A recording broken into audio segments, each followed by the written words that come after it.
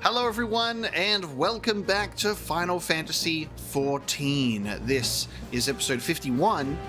Today, we're going back in time a little bit. We're going back to Heavensward era to do the Gods of Eld.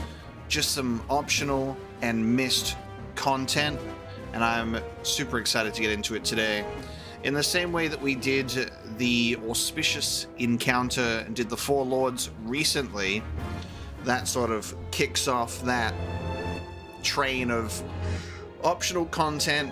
Stormblood has totally gripped me in a Final Fantasy XIV chokehold, and while we are so close to beginning Shadowbringers, we're going to break it up a little bit by completing this, and I'm keen. I want to start Shadowbringers, but we must wait. Restraint and discipline is a good thing to have, but I do hope everyone's having a good morning or a good evening. Welcome to the stream.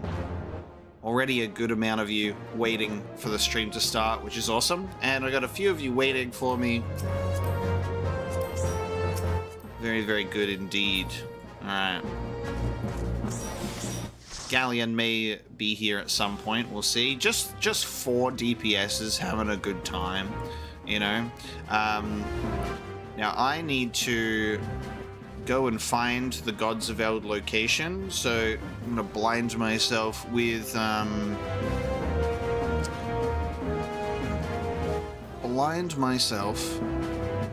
this list that Galleon has put together for me, which is all of my incomplete optionals. And I know exactly where it's located, so I need to go to the pillars.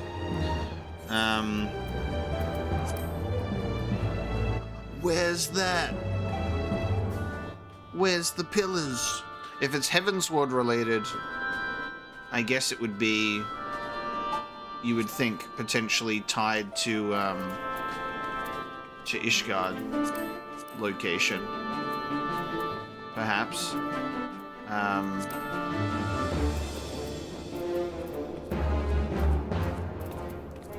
But I'm not sure. This is what happens when Galleon's not here.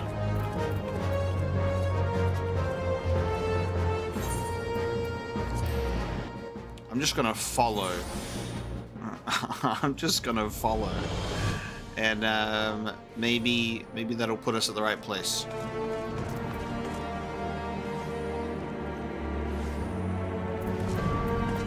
We're at Foundation. And that might be a good place to start. And we've got, you want to be a Machinist? It's not going to be that. We've got Levies of Ishgard. We've got Towards the Firmament.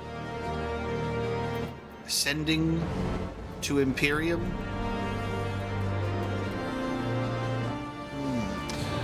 But yeah, there's a lot of optionals for us to get to.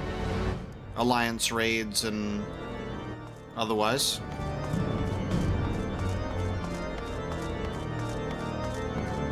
but the Gods of Eld is what we're doing today.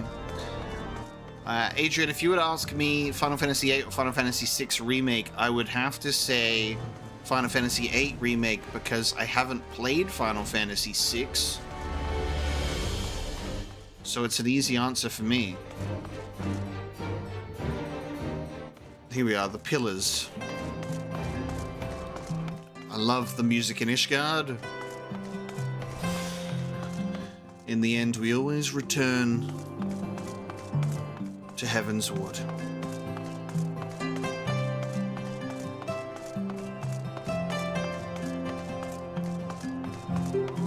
I have a letter, so I gotta check in with my Moogle here.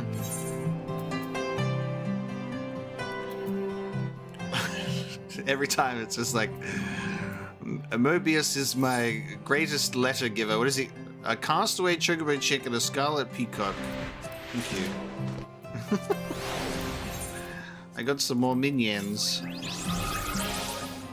Very good. Thank you, Mobius.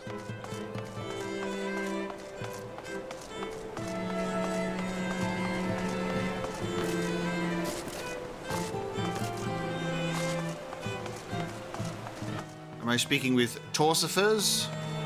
If it's around here, it could be this guy. There it is. This says Gods of Eld. What do you reckon? Do you think this is it? Or should we keep looking? Torsifers has a message for you from a mysterious stranger. Ah, my Lord Omega, during your absence, a stranger came calling. Upon learning that you were away, he left a message to the effect that he wishes to speak with you and will await you at the Rising Stones. If you have a mind to oblige this stranger, please be careful. I cannot well explain why, but it put me ill at ease to simply be near him. Wow, okay. Now we go back to where we started the stream. Back to the Rising Stones. We leave. Off we go.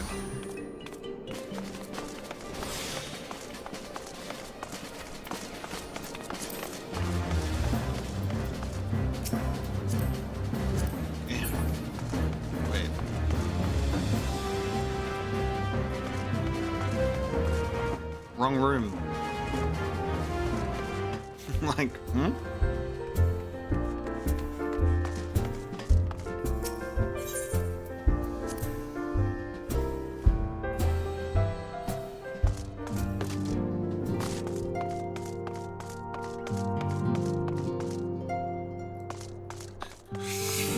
Don't talk to Tartaru.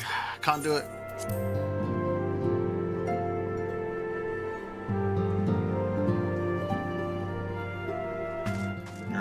Here we must wait.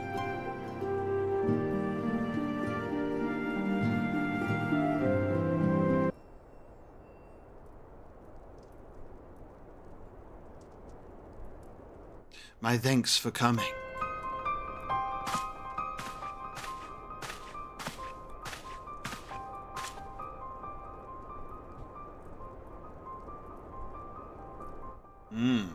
Okay. Unukalhai. Unukalhai is my name, and I serve a friend. I sought you out that I might alert you to the rising threat of the beings known as Icons. You are aware of the threat, you say? Ah, but I speak not of the primals with which you are exceedingly well acquainted. It may interest you to know that the term Icon and the beings to which it refers precede the Gallian Empire by eras. Final Fantasy 16? Let me tell you about Icons. Have we seen this mask before? You see, it is the name by which the Allagans called godlike beings, the dark divinity Odin among them, and the Gallians who seek to emulate the glory of ancient Allag have simply availed themselves of it. Pray permit me to continue the tale.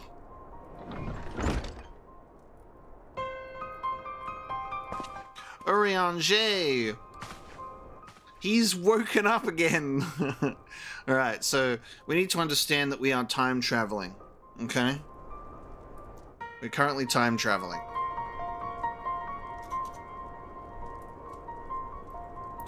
So basically, at the end of last stream, every single one of the Scions, except for Omega, is asleep. So let's just put ourselves back in time to before everyone started getting soul snatched. And just pretend that we did the Gods of Eld during the Heavensward era, obviously. Yeah, the opportunity to info dump, he's like, oh, I must talk about the tale. Ah, Urianger, how kind of you to join us. As the Warrior of Light's comrade, my participation is but to be expected. After all, the matter doth pertain to the very fate of this star. The icons of Eld. Am I Urianger? God, I'm locked in today. Jesus. I know him too well. The icons of Eld. In the distant past, these mighty beings did offer fierce resistance to the Allagan Empire. However, they eventually fell to the men of Allag, who devised the means by which to capture them. And it did not end with capture, as you well know, for the Allagans also learned how to harness the icons' power. They refined this knowledge at the Etherochemical Research Facility on Azis La, and within the centrifugal crystal engine, they sealed 3 of the beings, the Warring Triad. 'Twas first and foremost to acquire the infinite power of the Warring Triad that the Archbishop did seek Azis La. But in the wake of his defeat, the bindings which confined the icons were severely damaged. Doubt not, but they will fail completely ere long. Know that we do not condemn you for striking down the Archbishop. You are simply fulfilling your destiny, and yet, were the Warring Triad to be released into the world, unimaginable destruction would ensue. Take heart, for there is hope still. Through swift action, we may yet prevent their awakening, and see them resealed. But in dealing with this new threat, our first step must be to contend with the old. 2 savage gods are returned, I fear, summoned once more by their worshippers, and at a strength far surpassing their previous incarnations. I speak of the primals Ravana and Bismarck. Oh wow, okay. Throwback. If left unchecked, they will inevitably seek to seize the power of the Warring Triad. This will serve to feed the confluence of chaos and hasten the Icon's awakening. To wit, we must needs vanish both their kinds. I pray thee, however, to first focus on thy gaze upon the primals, ere we turn our attention to those icons and their fitful slumber. I shall return to the waking sands forthwith and consider such measures as are available to us. Meanwhile, I bid thee attend to the task of eliminating the primals. Young Unukalhai shall assist thee. Rest assured he is not our enemy, for the time being at least. Okay.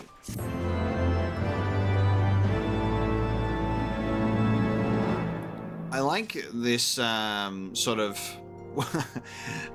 Final Fantasy lore that we're getting of like icons and that being like so far away in time, and then Final Fantasy 16 using the term icon as well. You're like, I like the shared lore between them in that sense. So we're going to go take on some resurfaced primals that have been summoned once more, but stronger than they were before, and then slay some icons too. That's pretty fun. We've got a Warring Triad book, The Awakening. The Warring Triad is the collective term for 3 immensely powerful icons that were brought into existence during the twilight of the Third Astral Era. Summoned by the native tribes of Mericidia, these entities were set against the encroaching forces of the Allagan Empire. The strength of a primal is determined by the fervent prayers of its faithful, and as the Mericidians' prayers called for saviors with the power to throw back an Imperial invasion, the resulting incarnations were perforce imbued with nigh incalculable might. That the Allagans were capable of conquering such godlike beings well illustrates the incredible heights to which their technology had ascended. The implacable empire, subdued and imprisoned the warring Triad, shackled them to machinery that sustained the Icon's forms, whilst at the same time leeching away their infinite energies. For 5 millennia did the warring Triad languish thus in dreaming servitude, their slumber undisturbed until Archbishop Thordan VII of Ishgard rattled the bars of their cage. The Archbishop had come to Azizlar seeking to absorb the Three's power and make himself a god without rival. It was fortunate then that the Warrior of Light and his companions thwarted Thordan before he realized his tyrannical ambitions, but the victory was not without consequence. The violence of the battle cracked the seals that kept the Triad in torpor, and the Icons have begun to stir. Worse, the Garlean Empire and their heavy-handed efforts to plunder the secrets of Azizlar threaten to drag them into full wakefulness. These terrible entities must be destroyed before they arise in all their cataclysmic splendor. Awesome. So, okay. We've got to go and do a bunch of these. The Diabolical Bismarck, Thock Around the Clock, and When the Bow Wakes. The Lord of the Mists once more. The Lord of the Hive once more. And... Hey, Cryo! Unukalhai is anxious to act before the warring Triad awaken. Alright, we're going to do it in that order. Okay. Oh, hang on. I didn't realize that you would get up, and now this is weird. This is a weird way to have a conversation.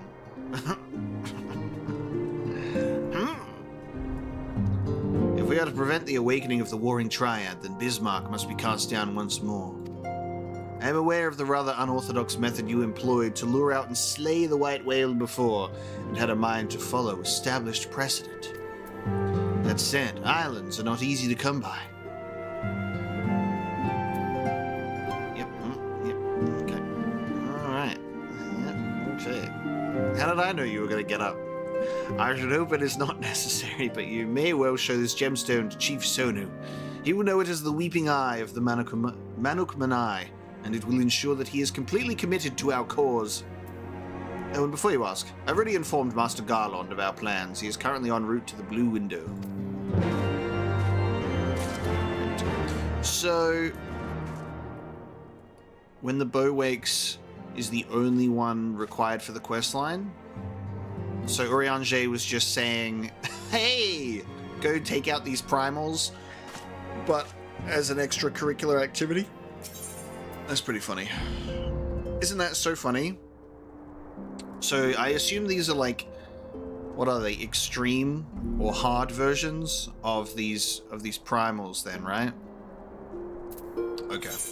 So just like optional stuff. Well, let me yeah. Let me just hide it then. Along with all of my other things that are hidden, like Drop Dead Shiva Extreme. Don't even remember what any of these are. Gotta tell you. Well, I'll pick them up. And I'll just put them in my journal. As you prepare yourself for battle, so too does Ravana. Within Thokast Thok, he builds his strength, feeding upon the prayers of his innumerable children. But those same children will not suffer you to live, should you surrender yourself to them a second time. Nay, you must devise a new way of approaching the Lord of the Hive's domain. Consult with the storyteller, the Elder of the Vath, and he will aid in this endeavor. Take this bauble. 'Tis known among the Nath as the Burning Eye of Ravana. When the time comes, you will know what to do. I'm sure we could eventually have ourselves a extreme stream. The extreme stream! As we go and do some other fights, you know? That could be fun. Alright, so it's When the Bow Wakes. I thought we'd have to do all three, but there you go. Unukalhai is anxious to act before the warring Triad awaken. The time has come, Warrior of Light. We must move against the warring Triad now or suffer the consequences. The seal is cracked and the icons stir. Should they be allowed to awaken and resume their titanic conflict, it would be alike to the coming of a second calamity. You, Omega, represent our best hope of eliminating this threat. That said, the very act of entering the containment facility itself presents certain unique challenges. So unique, in fact, that I struggle to locate an individual with the requisite talents to surmount them. Were it not for the impressively diverse connections of your fellow scions, I might still be searching. Happily, however, they were able to furnish me with a suitable candidate. Now, along with you and your Echo-blessed companions, all the pieces we need to proceed with this deadly game are arrayed upon the board. Victory hinges upon no less than the total destruction of the warring Triad. But we must also wear the interference of those who covet the Allegan's primal harnessing technology. I speak, of course, of the blindly grasping hand of the Gallian Empire and its fumbling agents. The ignorant meddling of the Empire will serve only to hasten the Icon's awakening, and it is my master's desire that the Triad be dispatched before Imperial forces delve too deeply. Being the nearest to wakefulness, the Icon's Sephirot shall be your first adversary. Make your preparations and join me on the flagship in Azisla. We shall speak further there. That's the world I exist in. Sephirot! Let's go. Well, with the extremes, right? I assume that the extremes are, they're at specific levels. Like, for example, I've got, like, the Shiva one. That's at, like, level 50. So if we did that, we'd all get, like, locked at level 50. So I assume that you're able to really just kind of complete these at that level. So I'm curious to do them without them being, like, unsynced. So they're actually a challenge.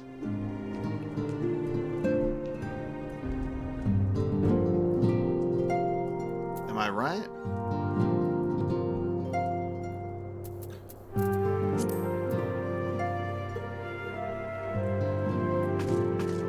Like, because if they end up being, like, super easy, unsynced, I would rather at least see what they're like when they're tough, right?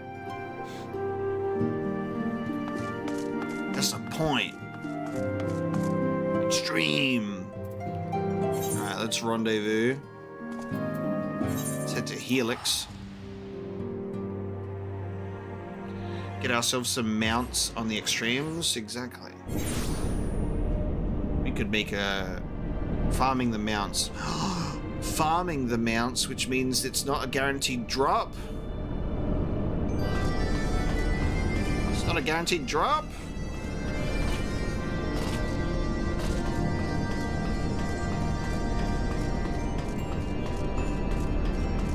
That's awful. Alright, well maybe we'll do like synced on stream. Just to like see how they go, and then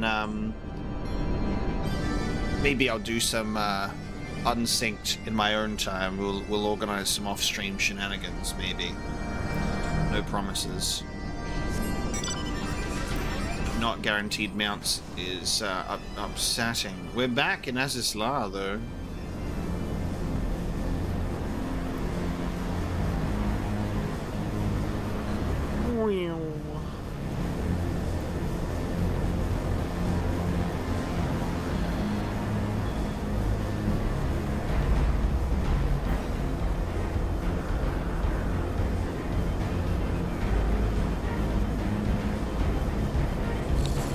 That's the part of like the video gaming that turns me off when it goes, what if you had to grind consistently and constantly for things, you know?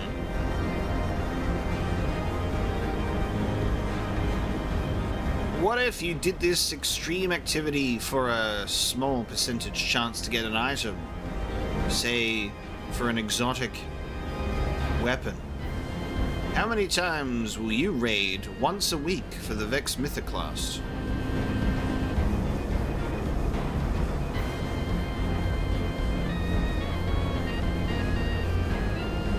Yeah, I'd like to see what it's like, obviously synced first, to really get that proper experience.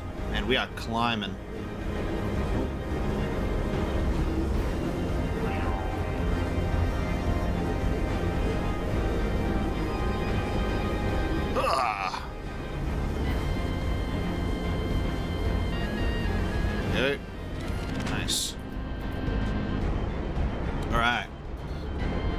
We gotta wait for everyone to arrive. Oh. He arrives precisely when he means to. This is the place, Warrior of Light. Here we will find the containment facility wherein entities of incalculable power lie chained, their fathomless energies siphoned away by Allagan devices. As I warned you, Sephirot poses the most immediate threat. His dreaming mind drifts perilously close to consciousness. Thus must his destruction be our first concern. Your fellow Scions will be joining us anon, accompanied by the uniquely talented individual of whom I spoke. From what I gather, the two of you are already well acquainted. Let us continue inside and wait before the doors to the containment facility. Oh yeah. Alright.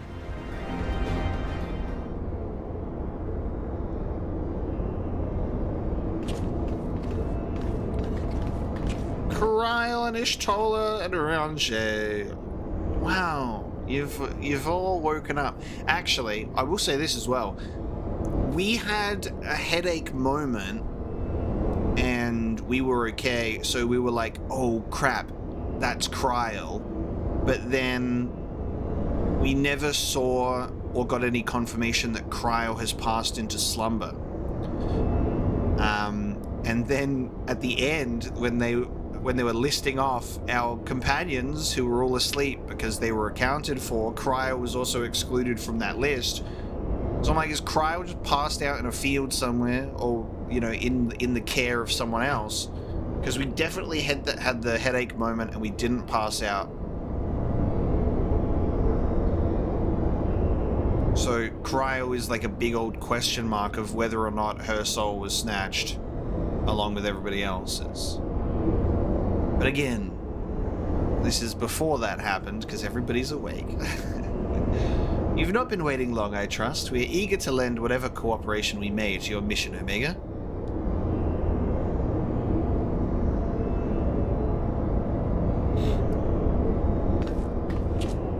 It is an honor to meet you at last. As I know of only one other Mikote Scion, you must be the Archon Ishtola, meaning your diminutive companion is Mistress Krile of the Students of Baldessian, correct?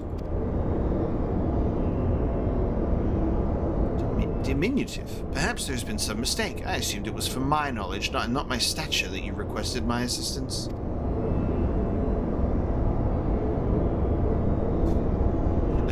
The mistake is mine. My apologies if I've given offense. Mayhap it would be best if we proceeded directly to the matter of our objectives. Let's skip past that. Yeah, I do this quest line. I'm like, what are you guys doing awake? Your souls have been stolen. They're like, what are you talking about?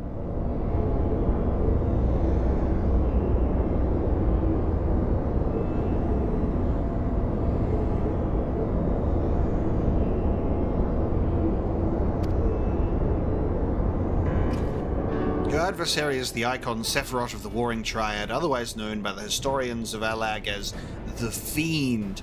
He was once the patron deity to a tribe of tree-like beings native to Mericidia, but was subdued by the Allagan Empire after a lengthy war of attrition.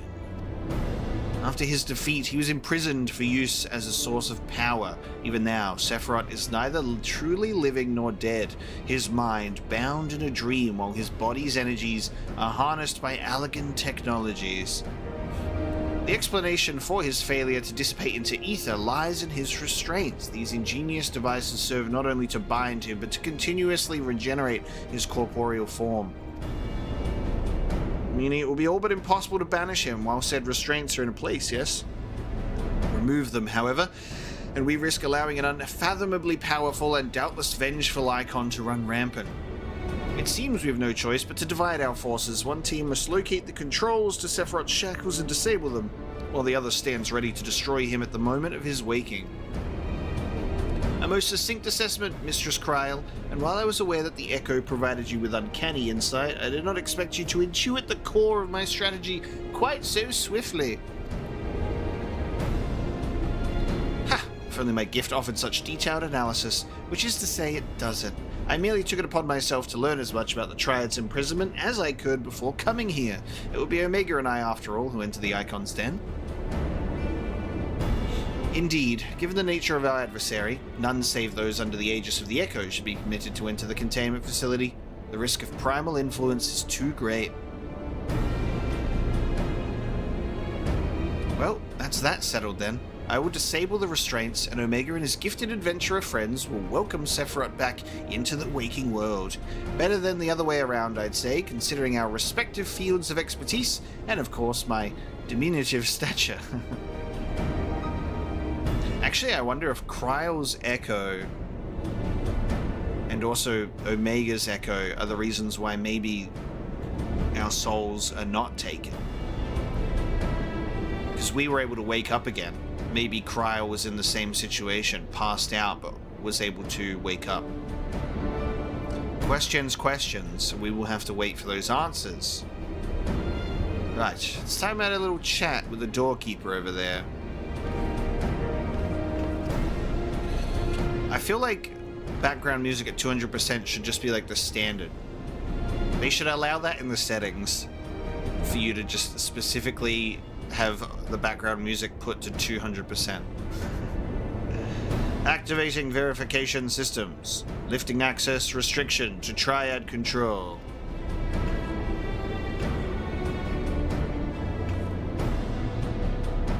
I had no idea the Baldessian curriculum was so comprehensive. When we locate the controls for Sephirot's restraints, I shall gladly leave their operation to you.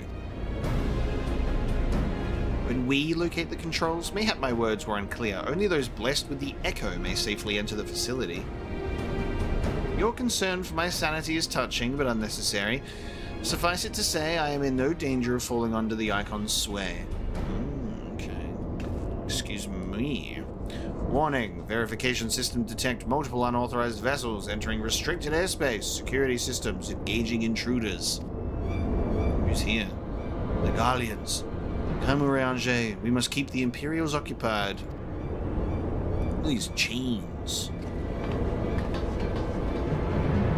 We should be on our way. Gods, I would be lying if I said I wasn't slightly terrified, but I can't very well leave every deadly task to you scions. According to the histories, Sephirot was immense in both size and strength, mighty enough to rout even the implacable armies of the Allagans, and that more than once. To cut a long story short, we have to get this right. I shall do my best not to wake the Icon up too much. As my grandfather always used to say of certain little monsters, get them up and get them moving while their brains are still abed. Okay. Containment Bay S1T7 now accessible. I see like the inverted star in the middle there. It's a very hellish looking door. Alright, so there's 5 of us. We do be needing more. We are waiting for a complete 8. Give me one moment while we wait for more to join.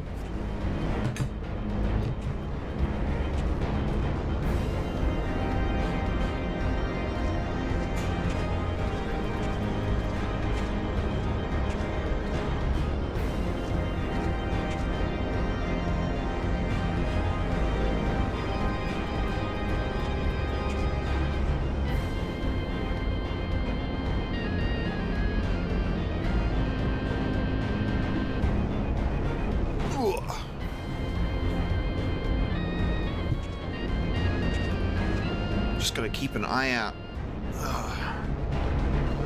Gotta keep an eye out for the an ear out, not an eye out for my front door. Well, we know that Galleon will join us. Do we have anyone else in chat that wants to play a video game? Anyone else here today? Alright, our regulars busy. No cat's paw today. No Dawn today.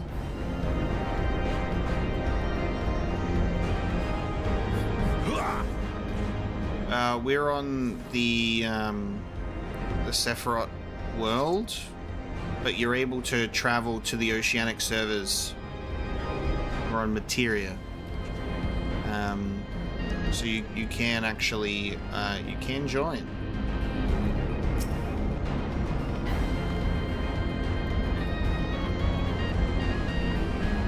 Who's Onyx Nightingale?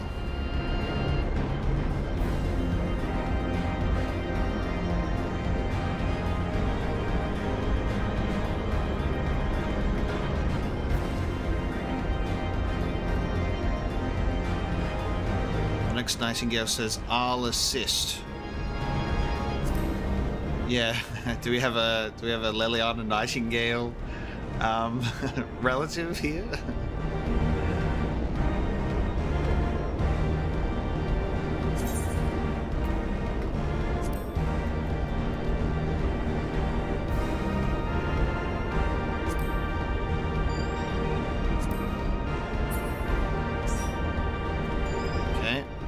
Have a 6th.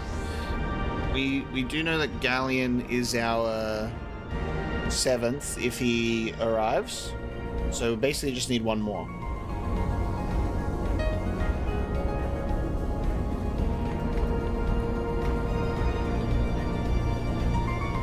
Maybe I have to just say, Galleon, where are you?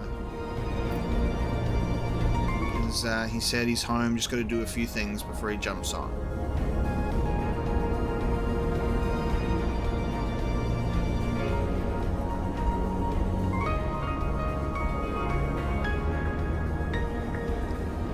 In terms of the Dragon Quest event, I've never played a Dragon Quest game, so it doesn't really do anything for me. Oh yeah, that's right. I'll just say over the microphone, I don't understand the mechanics of this fight. I made a mistake and died. Oh, there we go. See, it worked.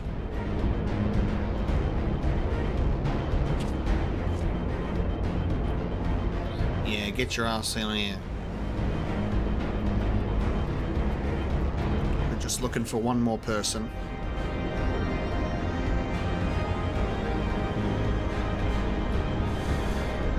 Donatello's gonna come and play. He's logging in right now, he's just not letting us know. He's just being silent about it.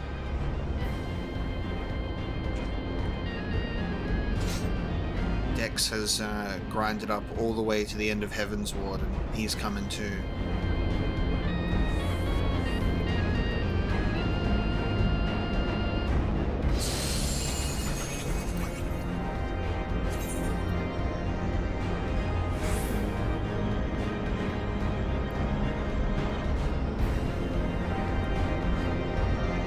Unfortunately, our regulars are all offline.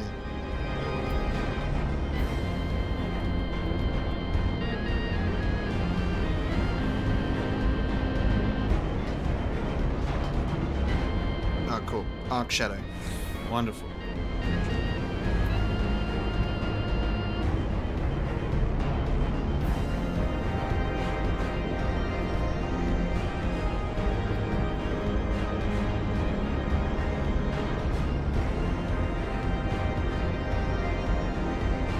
And once we have this group, we should be able to keep the same group going forward. I'm excited to see what this Sephirot looks like. Stoic nod.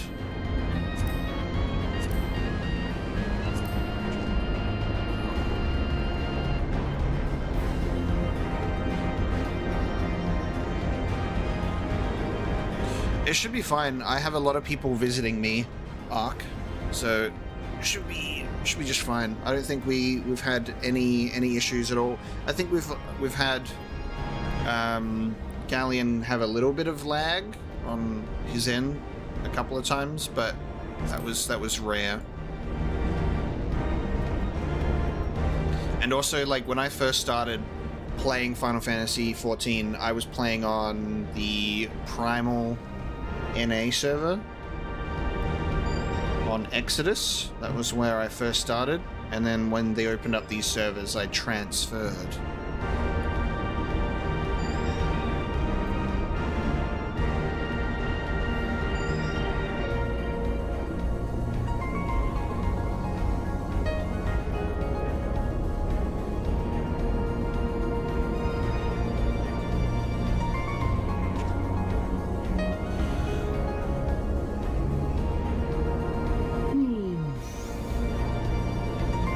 should probably do a job stream next.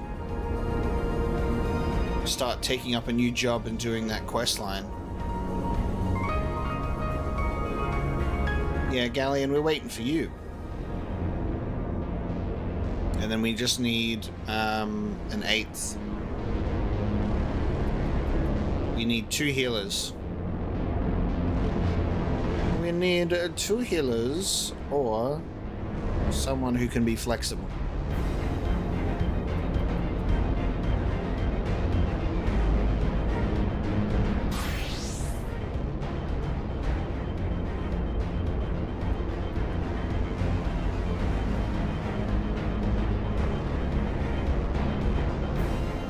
So now we just need 1 more DPS.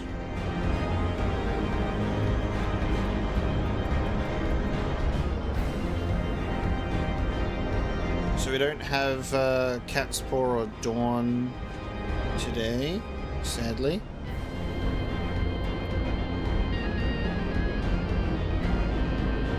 If I haven't seen what's on top of the building that I'm in, it's worth a look. Let me have a look. While I wait.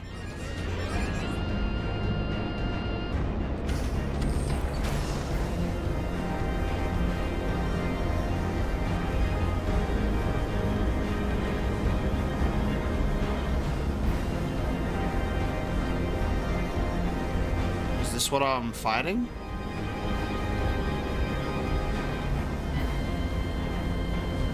Are these the gods of Eld?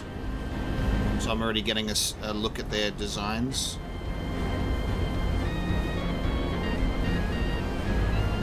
Just like rusted over versions.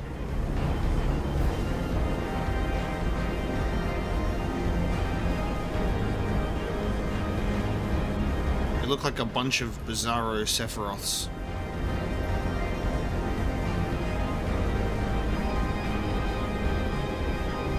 I'm excited to see them in movement, if that is the case. That's pretty cool. Yeah, I don't have Endwalker yet because I'm still waiting on... I'll get my Dawn Trail code, and then that will unlock Endwalker. So I'm only up to Shadowbringers right now.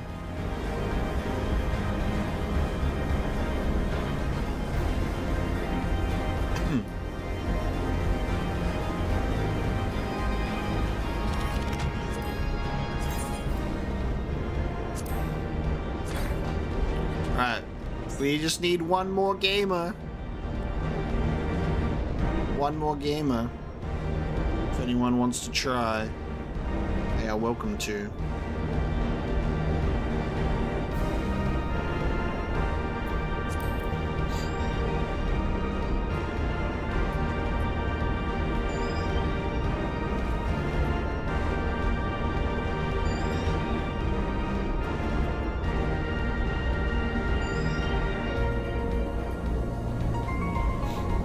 You'll definitely be able to join at some point in the future if you're free. But there you go. We've got our 8th on their way. That's right. I don't even know the fight, so no stress. This is not a hardcore group.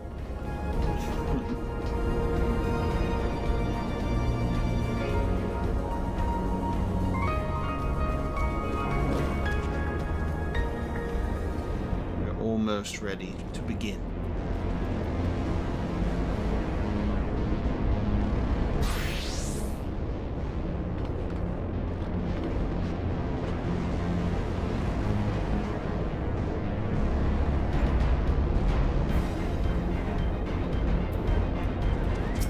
Whoa, Mishla. Wonderful. There we go. Gamers. We did it. We're ready to game. Alright. Containment Bay, S1T7. Okay, there you go. So That would be the statues outside then. Sephirot, the Fiend, was a deity once worshipped by a tree-like race native to Mericidia, brought into being for the sole purpose of repelling the Alligid invasion. Sephirot inflicted ruinous losses upon the Imperial army before finally being subdued and imprisoned in the central facility of Azizlar. And now, millennia later, this immensely powerful entity threatens to awaken, his vengeful dreams disturbed by the careless ambitions of Archbishop Thordan VII. Topple the first pillar of the warring Triad, or wheresoever his colossal shadow falls shall be visited by unthinkable catastrophe. So we're going down to level 60. Oh man, I'm gonna be losing some abilities here. So I guess always the painful part of playing some older content at a lower level. Miss out on your cool combos that you unlocked. Alright, let's get a look at you.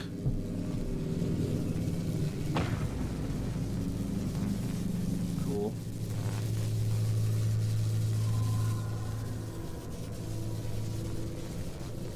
Disabling Sephirot's restraints now. Good luck.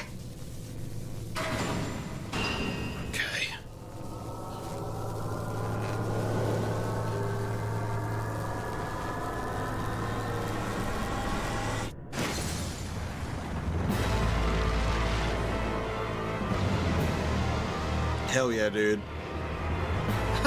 Huh? You dare? Look at my biceps. Yeah, this is what the Four Lords did to us. They pushed us to be like, let's go and do some fights. So hang on. If you do this, and then you target it and do ICAM, then it will... There we go. So, the ICAM thing will just kind of switch to everyone if you don't have a target. But then if you have him targeted, it'll give us some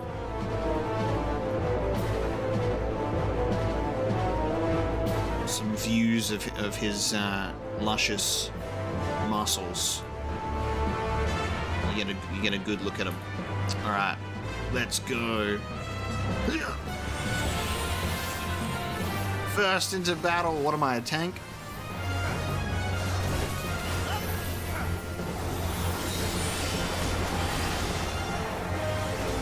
Okay, I can still do my 4 combo. I'm gonna miss not having my stuff.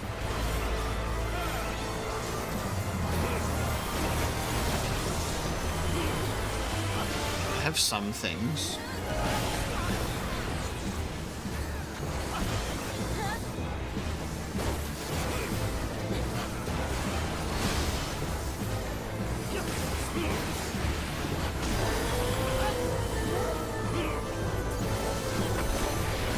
Like 6 arms and wings and a massive tail and horns.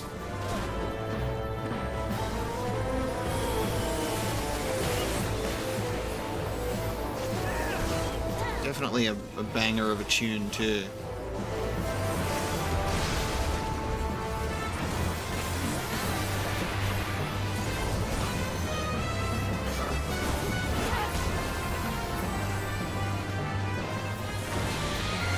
The equilibrium of life, I shall tip thy scales. Okay. Partake of thy bounteous energy.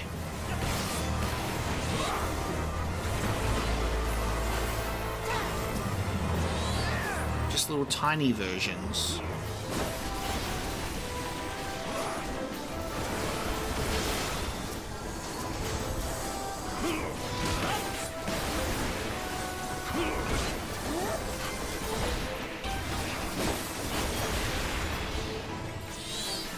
Patience and penance for millennia I've yearned to enact this vengeance. Oh, he's gonna be huge now, isn't he? This is a very classic thing. He's gonna be huge. He's fallen off. Yep. I have the end and the beginning. By my touch shall your wretched lives be blessed. Bro, when you absorb a bunch of energy and then fall off a cliff, you're gonna come back big. Oh yeah, dude. You have dimmed my boundless light. What power of death you mortals wield! Big punch. Oh, oh! Gotta watch out for that. So I died. That's all part of the fun. Alright, don't stand too close to the edge there.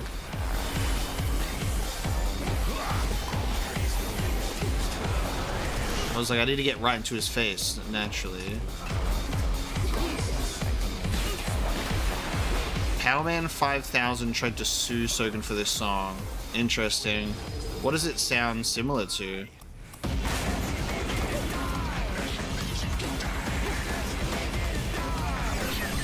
They have probable cause, or is it just like, oh, it's a metal song with lyrics?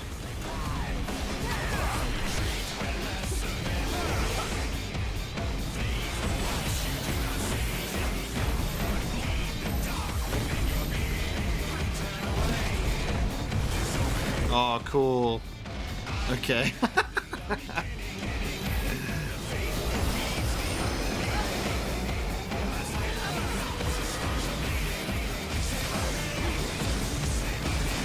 Say my name.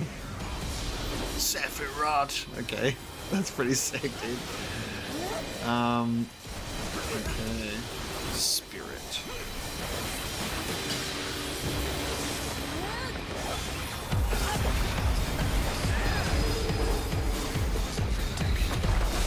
So we're not having like a chicken tenders moment.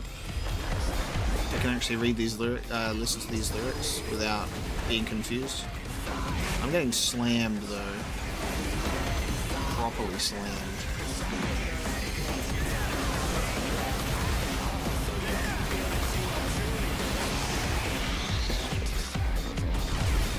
Oh.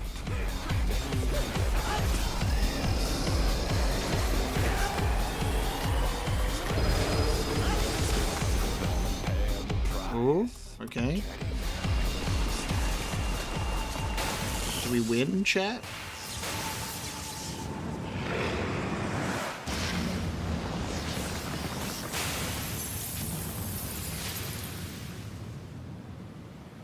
I think we won. Nice. I cannot perish. I cannot wither. He did the classic Final Fantasy thing. He's like, I'm gonna go big mode. That was pretty sick. He was actually bigger than I thought, but I was like, will he be big? Yes, he will. So cool.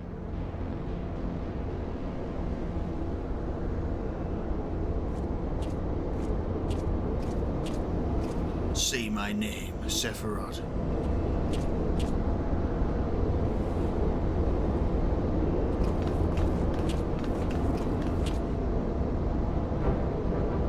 You did it! I've seen you in action before, but never against anything that big. My legs kept telling me to run, but I just couldn't tear myself away. I don't think I blinked once during the whole battle.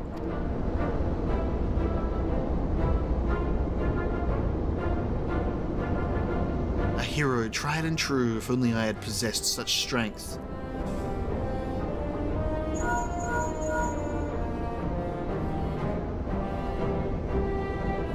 Stola, this is Kryl. Icon eliminated. Oh, if only you could have seen it.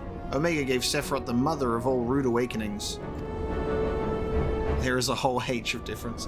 Where's Sephirot in Final Fantasy 16? Come on. Your distraction was perfect. We encountered not a single Imperial soldier. Yes, understood. Let's swap tails at the Rising Stones, then.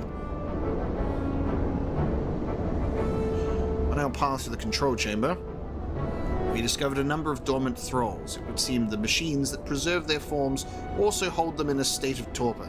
We need not fear them summoning their deity anew. In short, our work here is done. For the present, at least. Let's go home, shall we? Yes. Yes! Back to the Rising Stones before we take on Triad Part 2. Warring Boogaloo. What's going on? What are you doing?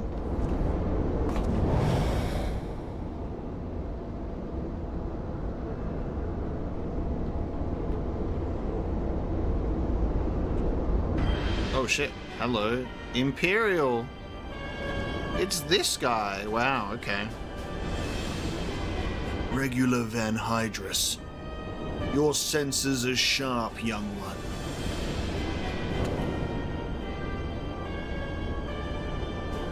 I am Regular Van Hydrus, Legatus of the 6th Legion, and it would seem that damnable woman and her accomplice have led me a merry dance through the thickest of this infernal island's defenses to think that I pursued them.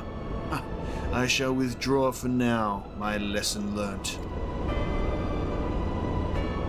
I doubt it. You Garleans never learn. You covet the means to enslave primals, but in your headlong dash to control that which you do not understand, you show less wisdom than the very beast tribes that summon them. Darkness. Where the hell was this guy in Stormblood? I have no interest in crossing blades with children. Live, grow strong, and mayhap one day you will warrant my attention.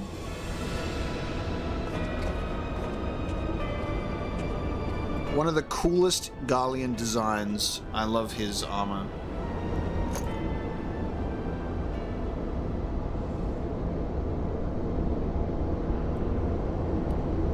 He's in the 6th Legion. That's the thing. There's plenty of legions, you know?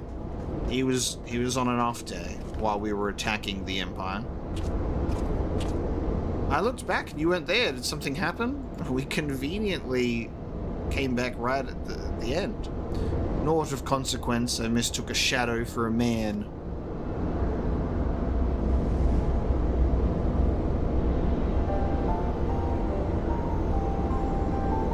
Just what are you hiding beneath that mask of yours? Longing for hope, appetite for power, a lingering sense of regret. Or Cryle's doing the echo right now? Do I detect a desire to test your strength against a certain hero? Is that what your gifts tell you? No, okay. Those are just wild guesses. I wonder if some few of my words didn't strike close to the mark. Alrighty. Yeah, when will we get an echo moment?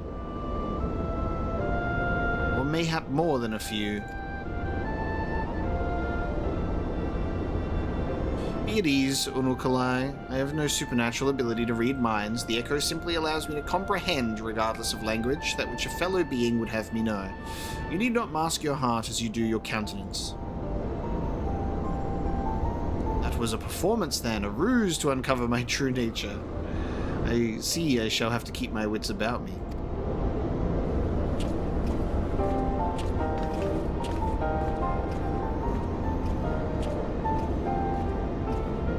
Nod.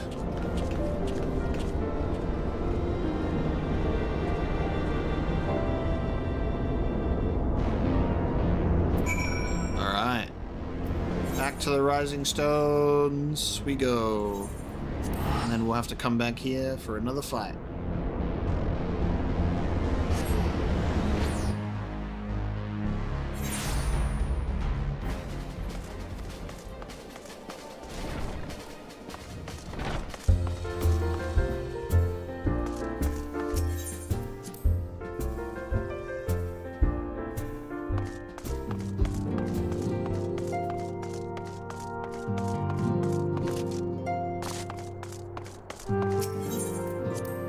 I was looking through my earlier Final Fantasy XIV streams the other day because at the end of Stormblood we had to go back to the Crystal Tower and pick up a thing.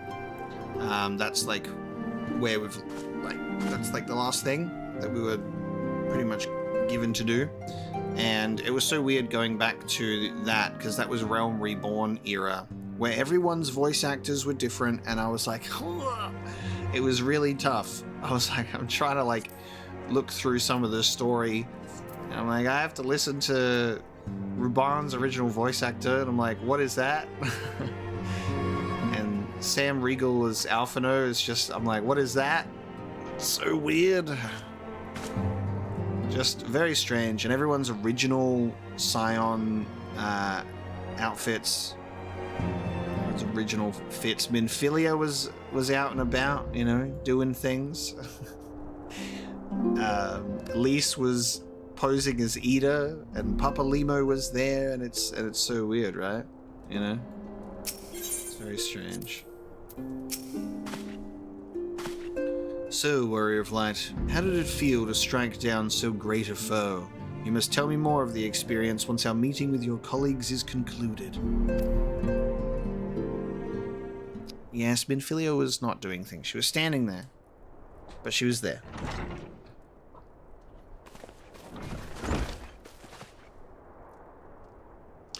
Through thine all-surpassing skill at arms do we now take our first step into ridding this star of the warring Triad's baleful presence, and in such wise do we lessen the burden bequeathed unto us by the vain glory of Alag. Know, however, that the two icons which remain are thought equal in might to Sephirot, and may yet exceed him. Ere thou proceed, I would counsel thee to marshal thy strength, and give careful thought to thy preparation. Assuming the Garleans afford us the luxury of time, even now they grasp for the means to dominate primals, blind to the technology's potential for calamity. My master taught me that the entity known as Sephirot was this world's first sacred tree, elevated to godhood by the belief of its worshippers. There is no power more fearsome than that born of unconditional faith and unbending ideal. 'Tis plain your master found in you a willing student. Tell me, was it he who taught you of Allagan technology's potential for calamity, or are those your own words? 'Twas but a figure of speech, nothing more. When we last met, I thought I caught a glimpse of the boy behind the mask, but it would seem your defenses are firmly back in place. Must you persist with this infuriating veil of secrecy? I, for one, would very much like to know who this master of yours is, amongst other things. As long as our purposes align, what matter my affiliation? It matters a great deal. I do not ask out of idle curiosity. If we are to fight as comrades, we need to be able to trust each other. On which note, I should apologize for my earlier trickery. It was merely an attempt to get to the heart of an enigmatic companion. Truth be told, I was rather glad you reacted as you did. No person of your age has any business being calm and aloof all the time, much as you might wish to be. Anyway, we had best be off. Do send word if there are any further developments. Kryle's fucking sass, dude. Just poking.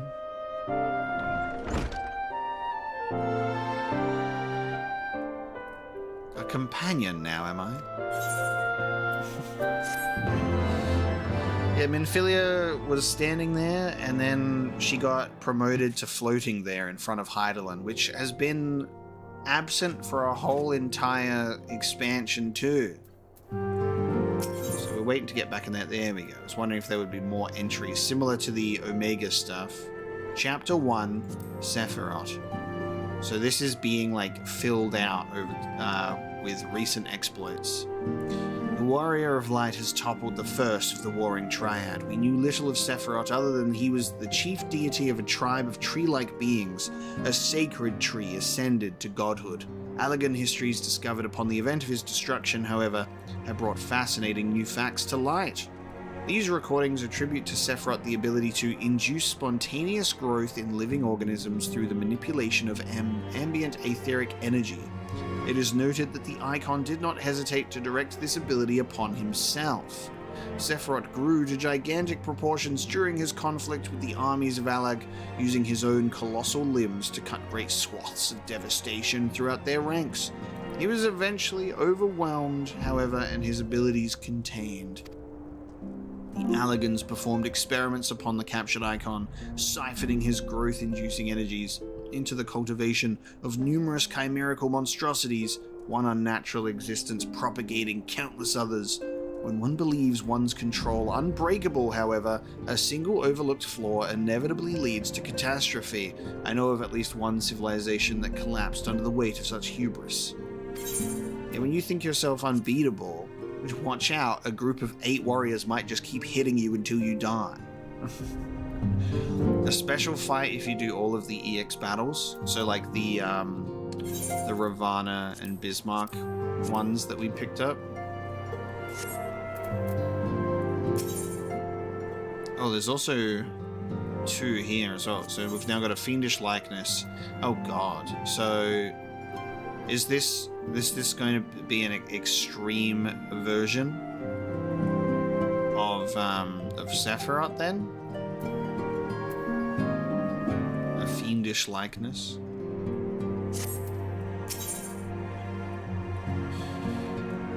I may as well pick them up. Because I don't know if he'll... I assume he'll just stay here now. We'll just pick it up. I have something for you, Warrior of Light. During our expedition to banish Sephirot, I came across a certain relic, and I would believe it be best put to use in your hands. Certainly nothing bad will come of that. It is an elegant device of the kind used to store information. In this case, the record of the furious conflict that took place on the shores of Mericidia between the Icon Sephirot and the forces of Alec. Should you present this tombstone to the verification node outside Triad control, the node systems will analyze the various aspects of the conflict and create for you a false icon against which you can train. Consider it a sort of mock battle that presumes a Sephirot who has broken free of his shackles. If I understand its workings correctly, the node should also be capable of manifesting a far stronger incarnation of the icon. This would mimic the catastrophic consequences were Sephirot ever able to absorb an additional source of energy, say by defeating another member of the Warring Triad. A compelling challenge for a warrior of your ability, yes? You need not possess Mistress Kryle's knowledge of Allagan technology to begin this particular battle. Simply present the tombstone to the node on the flagship, and then follow the orb's instructions. I hope the experience brings you valuable insight, Warrior of Light. Nice. Very nice. The fate of stars. Preoccupied by the threat of the 6th Legion. Yeah, I think we'll try and do extreme things like legit the first time, obviously, and then if there are mounts to be obtained, go unsynced after that.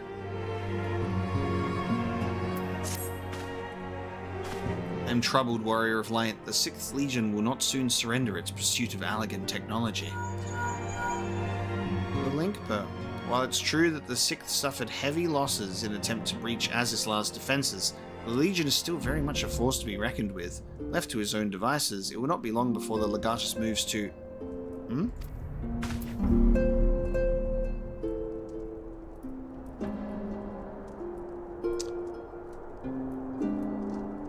This person has a Link Pearl.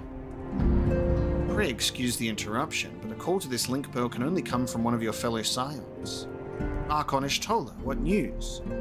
And you are quite certain they have broken through? Yes, of course. We shall leave immediately. It would seem the thing I feared most has come to pass.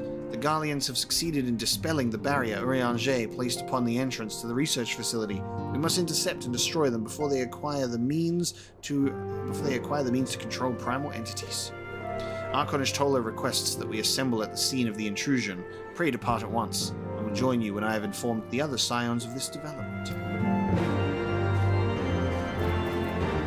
Right.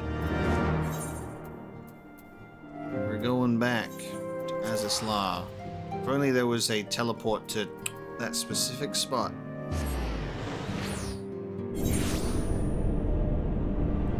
Just have to do this and fly every time.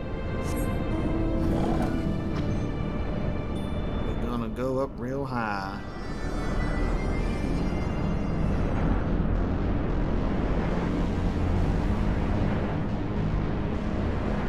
Monkey climb. Monkey climb sky. Sky climb monkey. We'll get to where I need to be.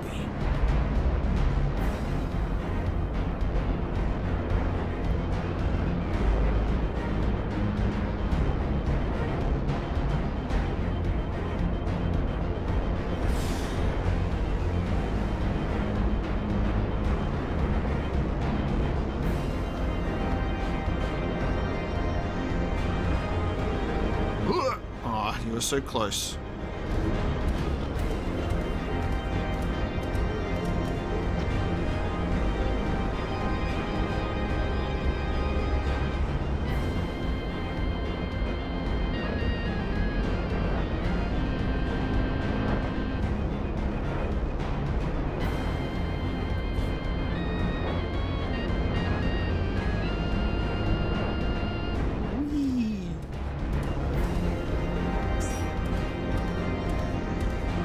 verification node.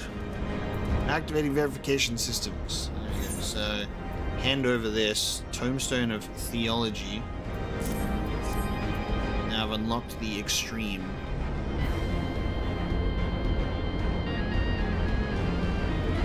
Adversary warring Triad Sephirot, defining simulation parameters. Warning, threat level extreme! The Empire assumes no responsibility for death or injury resulting from participation in combat simulations. Activating reality augmentation, initiating combat simulation. The Empire thanks you for volunteering to participate in this study. Post-mortem data will be used to improve the survival rates of subsequent participants. Your sacrifice is appreciated. That's pretty fun. So, good luck dying. Extreme. Right, I gotta go talk to what's his face.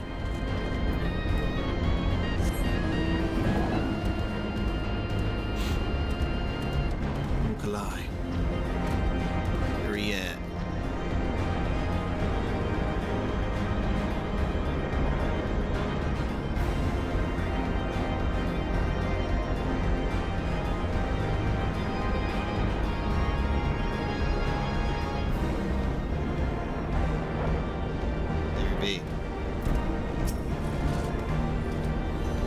I see you'll be the first to arrive. No matter, your colleagues should be here or not. They were wise indeed to keep this area under surveillance. Had the Garlean slipped by unnoticed, I dare not think of the consequences.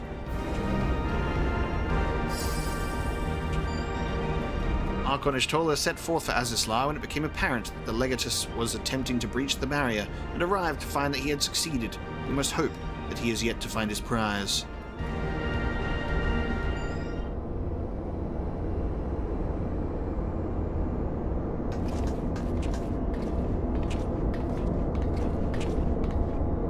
Well met, Unukalhai, and thank you for answering my summons so swiftly, Omega. We shall all be glad of your presence should we meet with the 6th Legion. It seems all but certain. As you may be aware, this facility houses some of Alag's most advanced technology. Accordingly, Urianger sought to deny the Empire easy ingress by weaving a ward of singular potency. Not singular enough, it would seem. I would be surprised if the Legatus had not reached the core laboratories already. 'Tis passing strange. I wove the ward in accordance with the most closely guarded teachings of the Archmages of Charlayan. Naught was left to chance. Naught.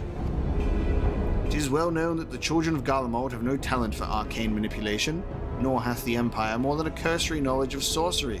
That they should succeed in unraveling so complex a skein of magecraft, and with such surpassing swiftness tis passing strange. Huh? Anytime Urianger speaks. Huh? That it is, Urianger, but 'tis a mystery for another day.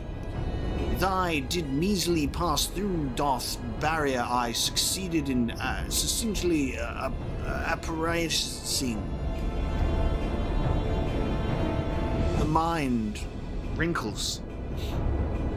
Archonish Tola has the right of it. Before else, we must move to safeguard the knowledge which enabled the Allagans to harness primal energies. One particular concern is the Genesis expression, an etherochemical formula that allowed the scholars of yore to create substance from nothingness. I know of no such formula. Whence came you by this information? From your enigmatic master, perchance?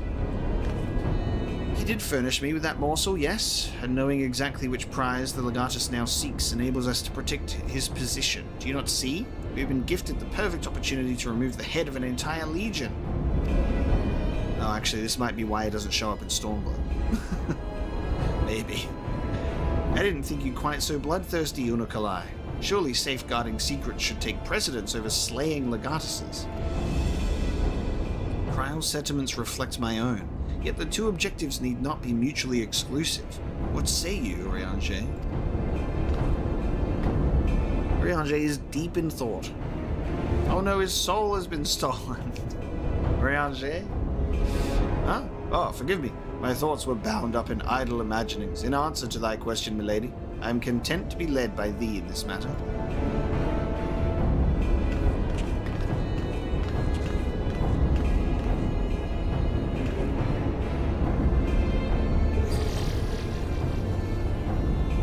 Right, I've enabled the facility's teleporters, shall we? He's deep in thought once more. He's like, yes, as you wish. You dwell on the matter of the barrier. I do. Verily, 'twas a warding spell of labyrinthine intricacy, the brainchild of the head of the students of Balderson himself. Even the most learned Archon would require several moons to disentangle such an enchantment. To do so in mere bells would require some preternatural power akin to the very echo itself. Interesting you say that. Interesting you say that. It's almost as if that's what they do. This is interesting. Having played Stormblood, this is less of a mystery.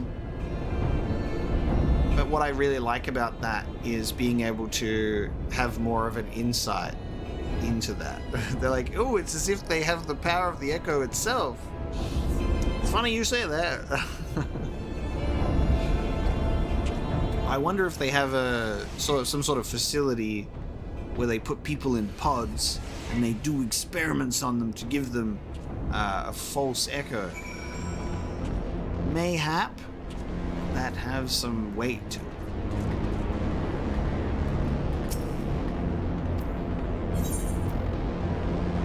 Oh, okay, so we're doing a solo duty for this one.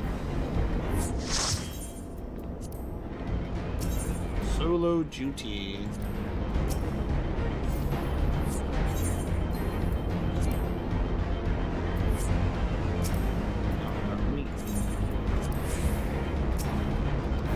We're all doing it, huh? Let's go.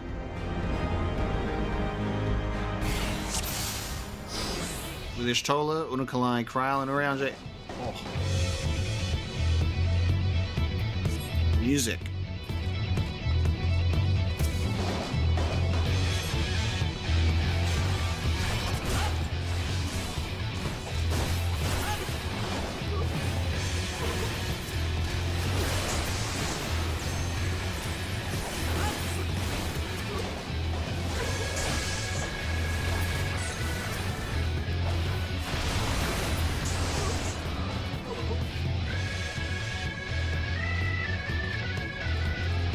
No tanks here, just 3 mages and a DPS.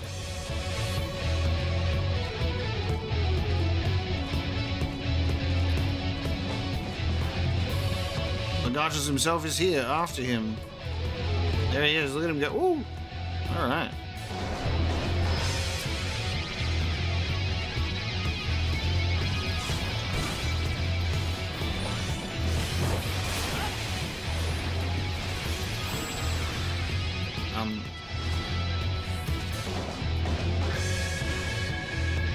Oh, okay.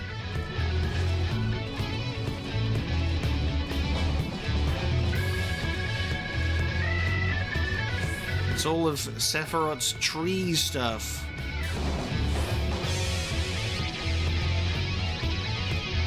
There, it's Van Hydrus. In the name of the Emperor!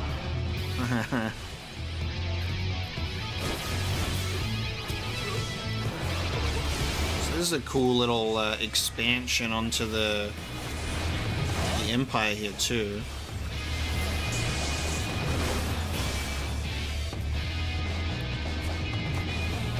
No worries, Mobius. We'll see how we go. Thanks for showing up for at least one of them. Omega, Kryl needs you. Well, you know. Why are you all in a fucking hand? Goddamn, they're all in a weird hand thing. Mistress Kryl. Go, I will stand guard over Mistress Kryl. You must keep the Legatus from his prize. Okay. Leave her in your care then. Keep her safe.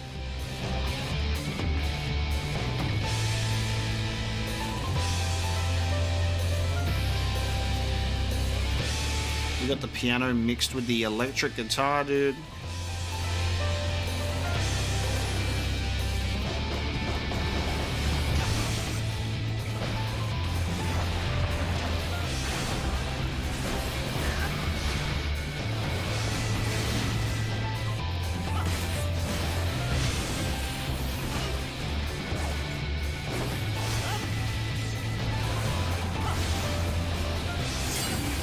quickly inside the barrier.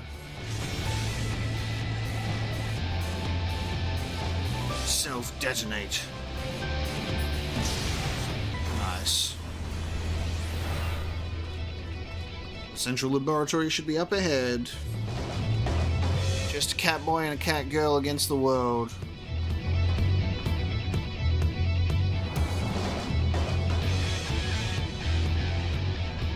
After Legatus.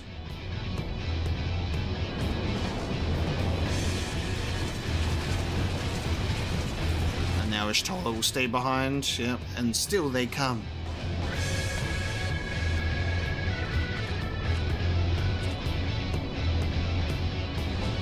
Press on, Omega. I will handle this.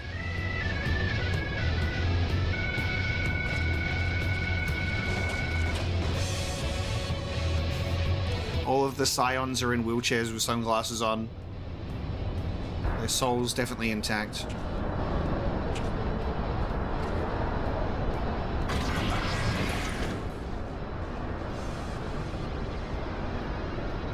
I have exposed the bones of their work.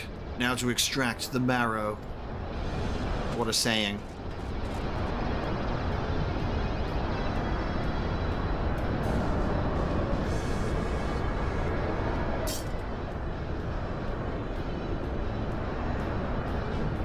Even in the moment of my triumph, you persist in your misguided crusade. So be it. I shall present my prize to the Emperor alongside your head.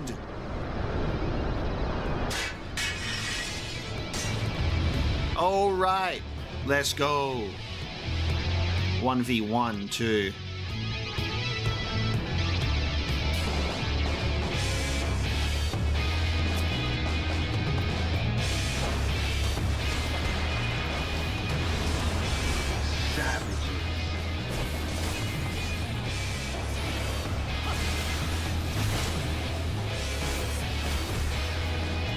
Magitech turret.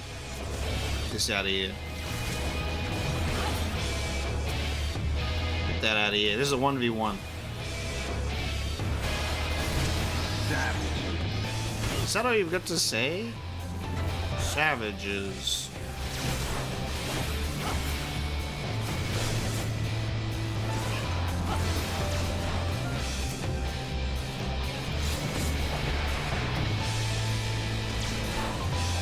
Oh. Okay, he's doing the thing. Gotcha.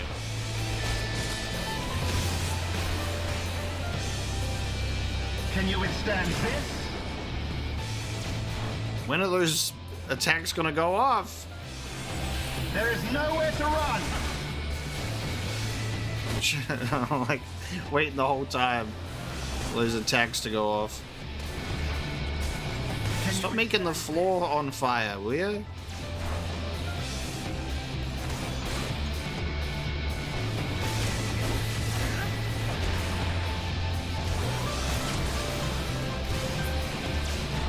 Oh, okay, what are you doing? My weapons inhibitors exist for a reason, but I will not lose to you again. Oh, Jesus Christ, that's so cool. What? Servant in Kindle.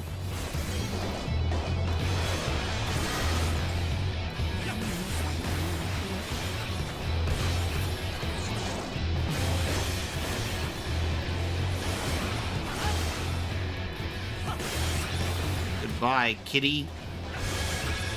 Enough. Magitech enhances my blade work tenfold. Oh my god. Wow. How you feeling now? Okay, that was awesome.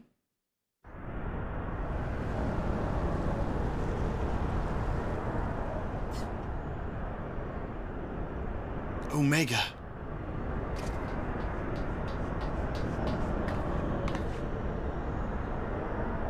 The Tomolith is unbreached then.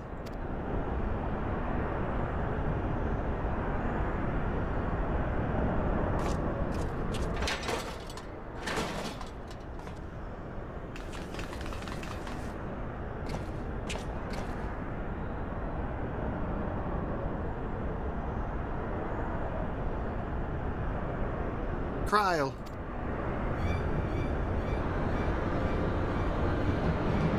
My wounds will not slow my blade should you seek to bar my path.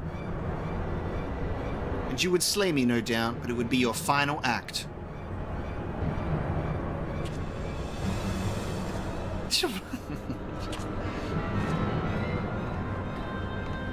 You are surrounded.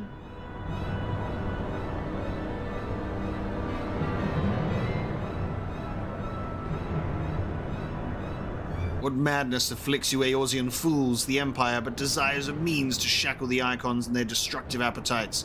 Why do you rail against your own salvation? It is not for man to wield such power. The primal energy your Emperor seeks to contain would be as kindling waiting for a spark. Forget not the White Raven, Legatus. Like thee, he presumed to wield the power of a lag, and invited the calamity in so doing. This star's fate is too important to be decided by any one man, a warmongering savage least of all. Yeah, this dude's armor is the coolest Imperial armor. Have care, boy. You speak of my Emperor.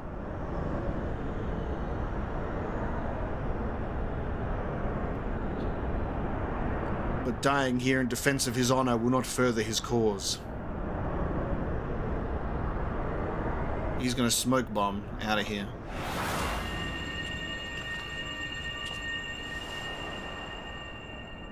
Close enough. How the fuck does that work, dude? Well, well. I appear not to be dead. Ow!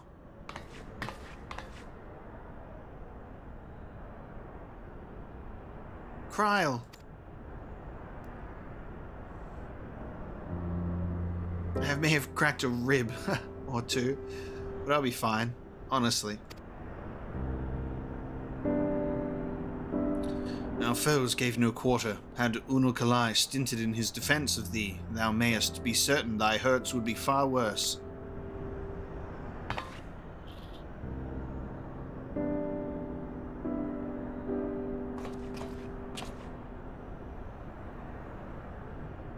I could do no less. Mistress Kryl is here at my behest, after all.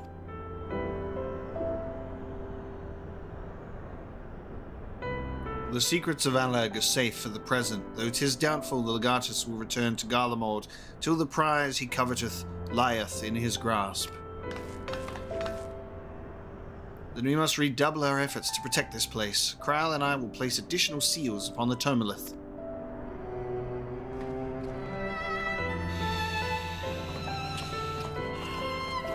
Alright then. Unukalhai.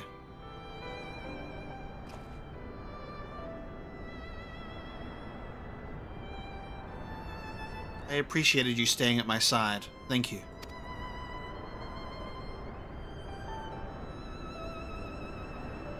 It was not. Oh please, it was a good deal more than that. You know it. Now let me help you. When a woman thanks you for saving her life, the customary response is, "You're welcome."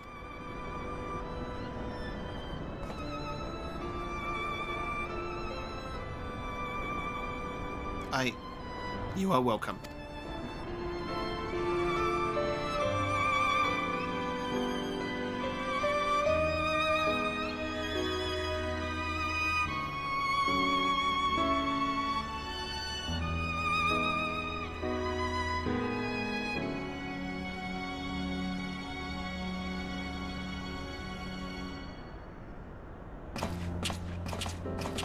Alright, solo duty complete.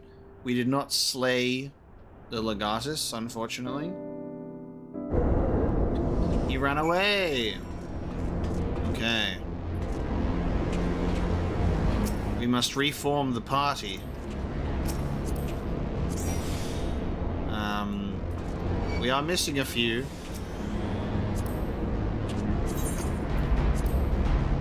Look how many new friends I am making.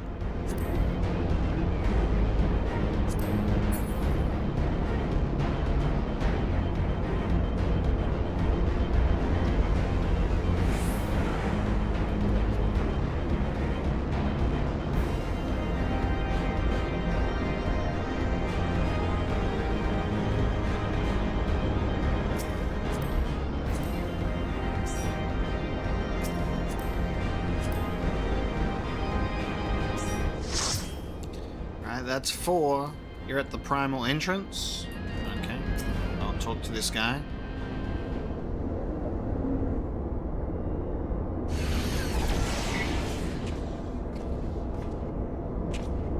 Ah, Rianger. The new ward's already in place.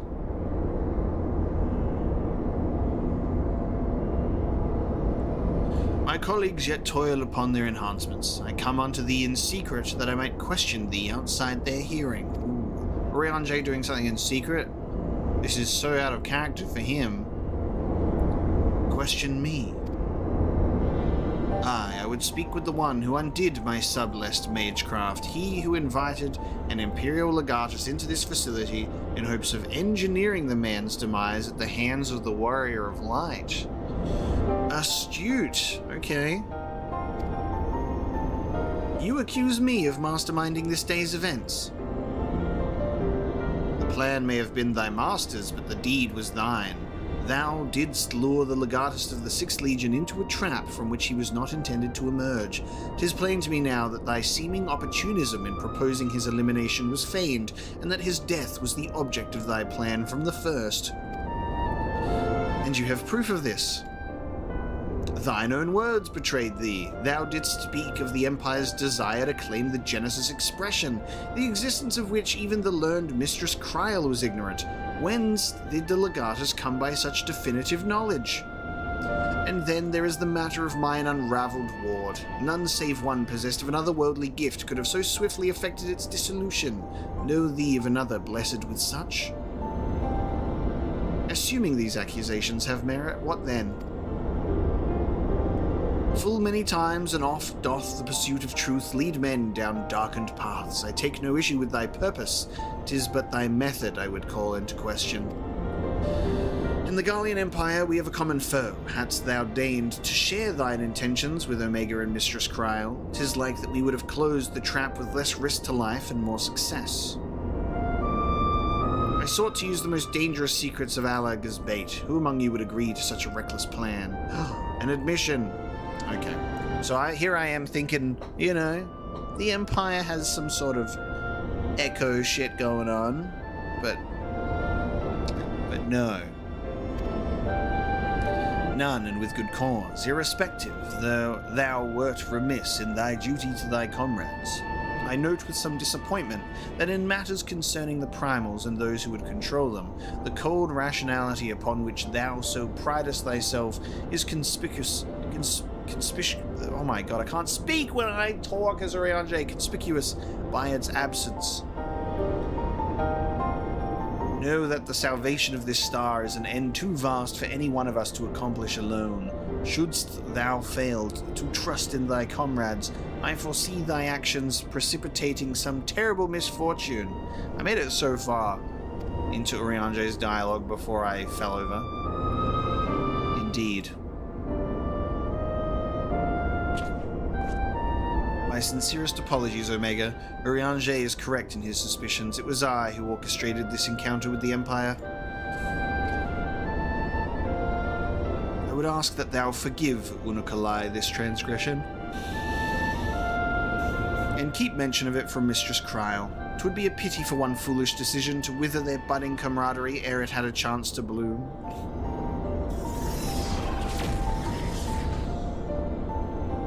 There you are, you rotten idler. When Ishtola realized we were struggling with the wards alone, she was utterly livid. Never mind the warring Triad. I have awoken Archon Ishtola's tempestuous wrath. In supplicant mood I shall return at once, and there atone for mine indolence.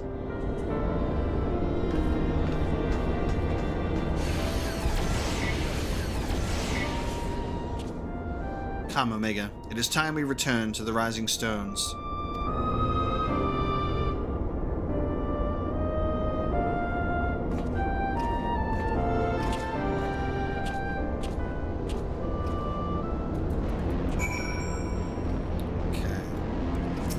You all came to me instead. But yes, you're right. I could have invited through the friends list. It's very clever. Very clever of you to surmise such a thing. Alright, we have 7. What are we missing?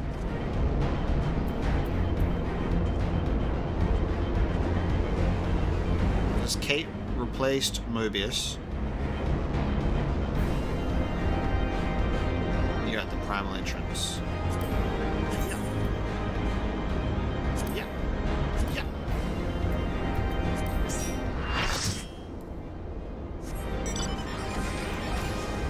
Floret.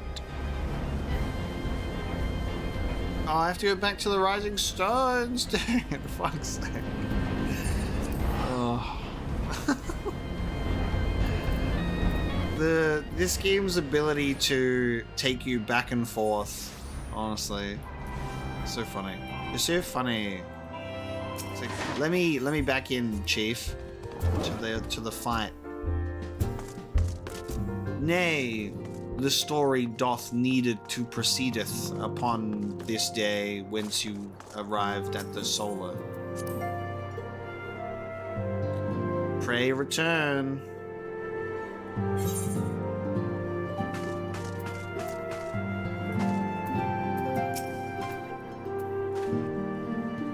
Once again, I must apologize for acting without your consent or counsel. As a gesture of repentance and a sign of good faith, allow me to share something of myself with you.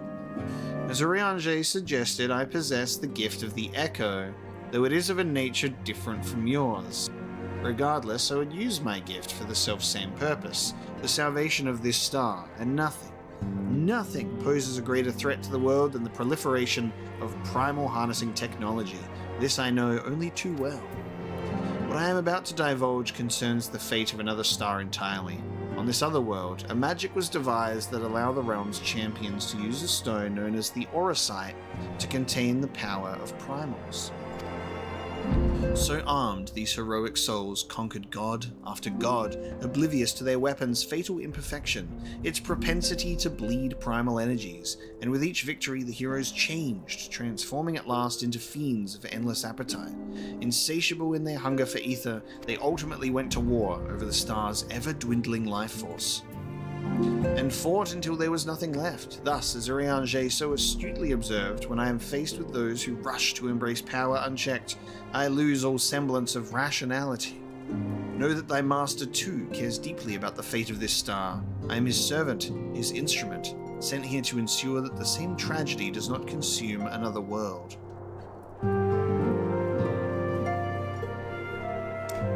Another world.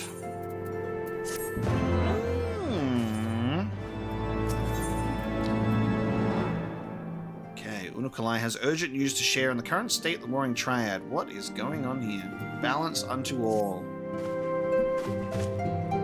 Warrior of Light, if this world is to survive, we must needs move forward with our plan. Another pillar of the Warring Triad must be toppled.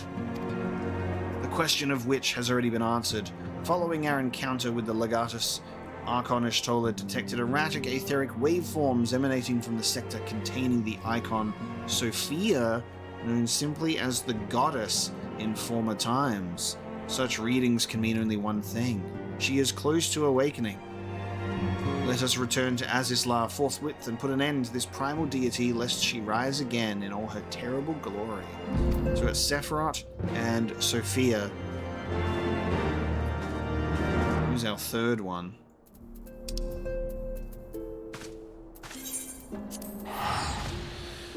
The gift of the goddess. Okay. Good.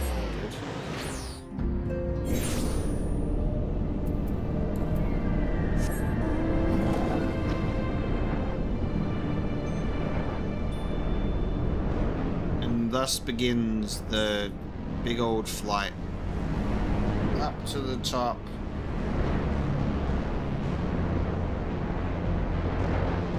Obligatory background music at 300.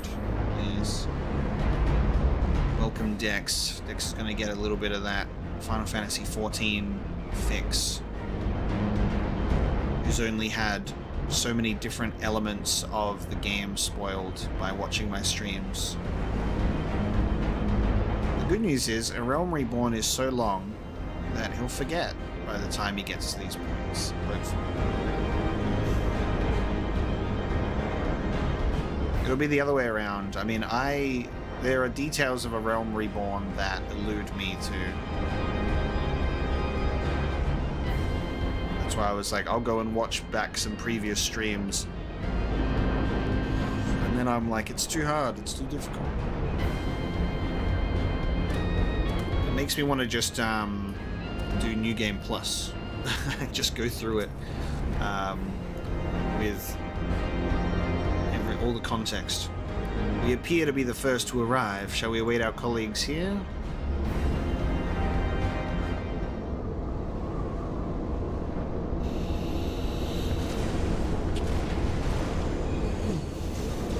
Could the 6th Legion have returned? Come. Omega, Unukalhai. Quickly. Oh god.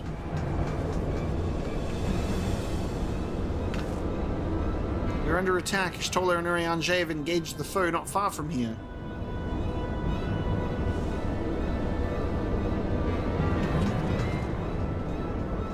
It's never simple, is it?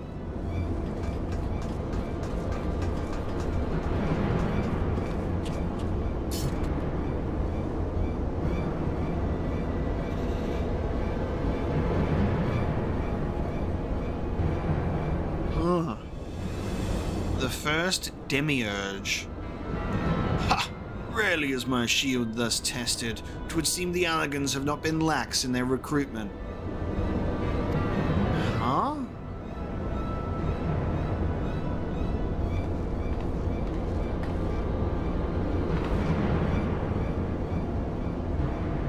The second Demiurge. You think you so? Mayhap your arm merely withered whilst you lay idle.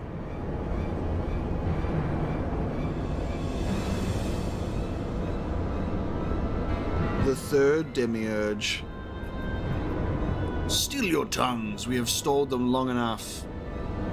We got the Final Fantasy Inquisitorius right now.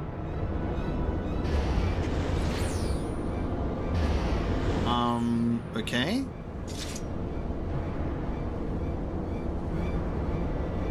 With scales in hand, the goddess shall arise, and righteously cursed off her cursed pall, that she, with wrathful Worm King at her side, might judge and thence bring balance unto all. Hear my words in despair, Allagans. Our goddess is awoken. Your civilization has birthed the instruments of its own undoing. Okay, we've got worshippers of Sophia that have appeared and think us disciples or defenders of Alag. Allag. 'Tis well that you are here, Omega. Should like to know what our assailants were saying. You understood their words, did you not? Oh, what?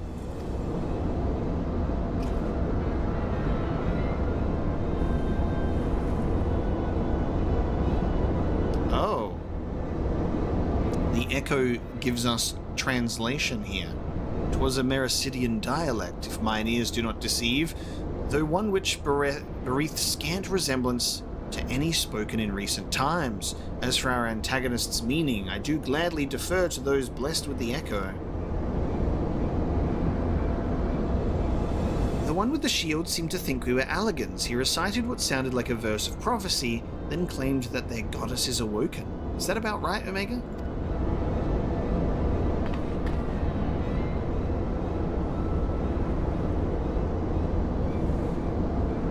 And might we assume that this deity of theirs is the very icon we've come to topple? Aye, from their tongue, their words, and their attire, 'tis like that our antagonists were Mericidian, thralls to the goddess Sophia and victims of the Allagans' incursions. If, as Cryo claimeth, they thought us agents of Allag, 'tis little wonder that they sought to bring us low. You suggest that Sophia's servants have been liberated from their containment, and we have no choice but to accept word of her awakening as truth. Gods help us. The warring Triad have proven formidable enough that we've roused them with a fraction of their true strength. Should Sophia break free at the peak of her powers, Omega and his friends won't stand a chance.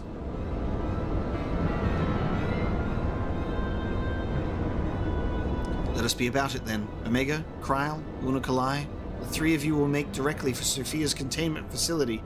Urianger and I will do what we can to occupy the Icon's thrones.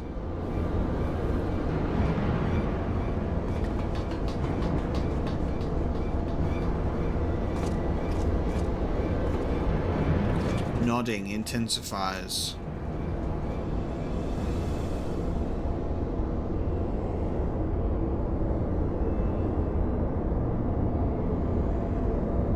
Mistress Cryo, do you perchance recall the words of prophecy in its entirety? Let me see. I believe it was, with scales in hand the goddess shall arise, and righteously cast off her cursed pall, that she, with wrathful Worm King at her side, might judge and thence bring balance unto all. Word for word.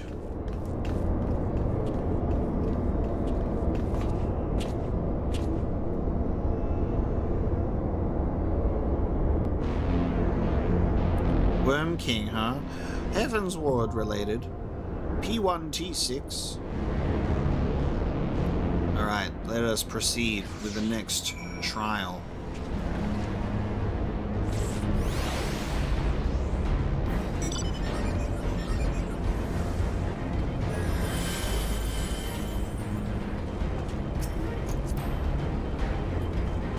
Appears to be a roadblock.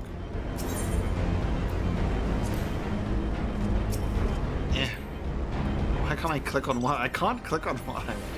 Fuck. Let me just do this. History tells of a Mericidian nation comprised of a multitude of races, the foundations of which were built on the worship of a single deity. The goddess, as she was simply known, graced the souls of her worshippers with perfect equilibrium, binding their disparate societies in gilded chains of harmony. In the present day, she is better known as Sophia, one of the incalculably powerful icons of the warring Triad, and after 5,000 years of imprisonment, her failed plans for vengeance once more threaten to come to fruition. Defeat the wakened thralls and slay the stirring goddess, lest her divine balance bring all the world to equal ruin. So we gotta like fight the thralls in the fight itself, potentially?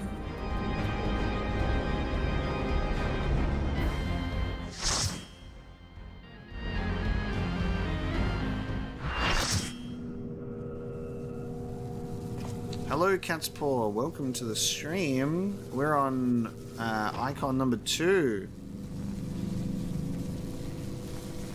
I leave the goddess in your capable hands. Just watch out for her worshippers. Her mask looks like Mother Miranda from Resident Evil Village.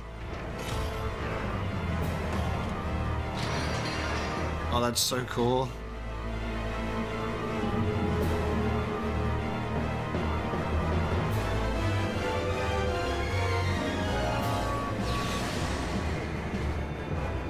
Damn, alright.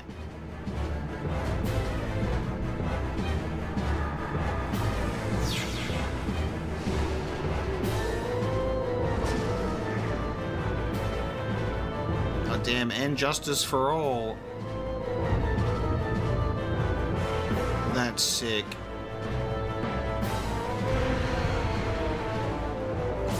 That's so cool. She got a little bit of a void head to her when she summons giant head from the void. Oh.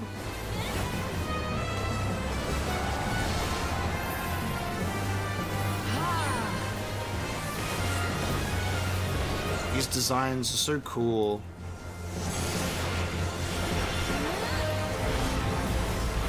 Thunder 3.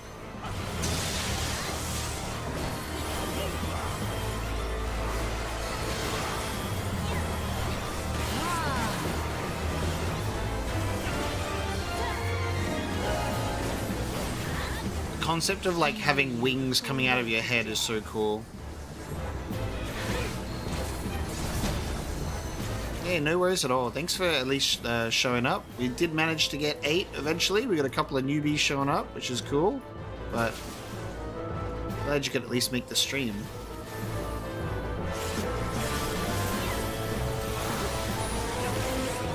Oh god, there's a number 1. Oh god, what do we... Number 1. What does it mean?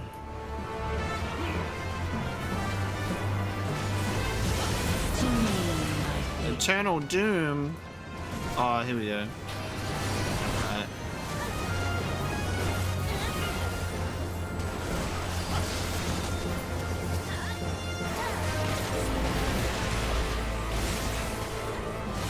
wants you to follow him. Okay. These guys are cool. Galleon's got some lag. Scales of revelation. Galleon, more like Lagian. Am I right? I would know the weight of your souls. Oh. Cool. The scales. Okay. Oh my god.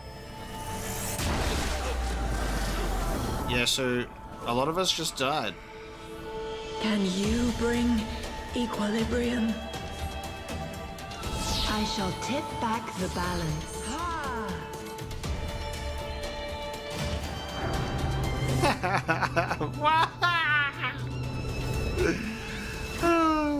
When one of your healers DCs for a second. Do we have a chance to survive? Let's see. I believe in us.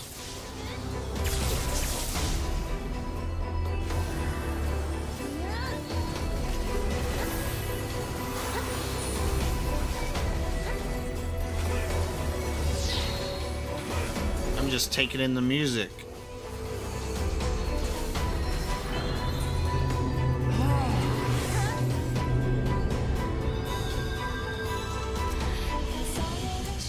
Ooh, the lyrics. Sin must be balanced with suffering.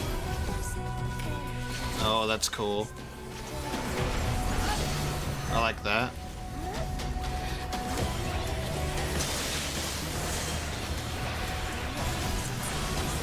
You know what is absolutely insane? Just how many songs on this soundtrack, all of them, are all bangers. Like, oops, all bangers. Like, you gotta be... like, it's just like, Soken is a god just at how talented he is to just even come up with these.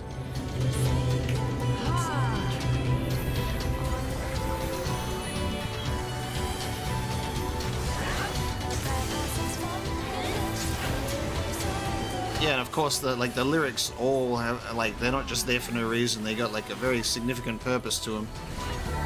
All right, we're all back up again. Daughter, be the bearer of my wisdom. Daughter.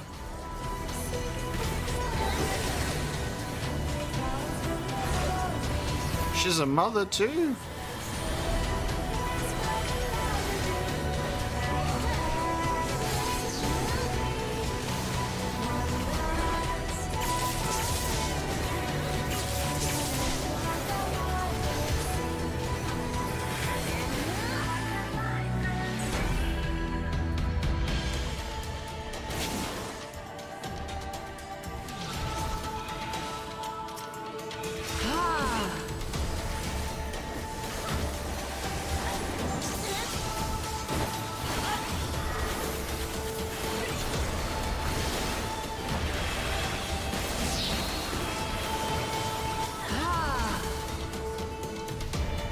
Oh, I was supposed to go over that. See ya. I went over the wrong side.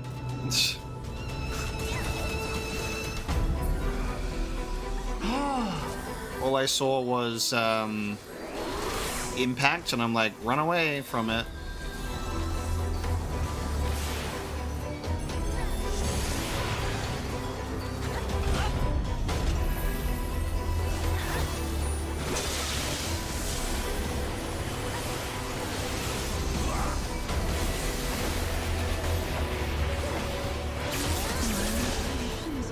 Cool. Incredible music.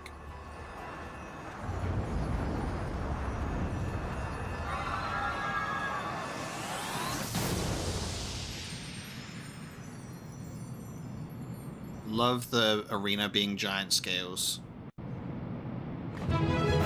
Goddess slain.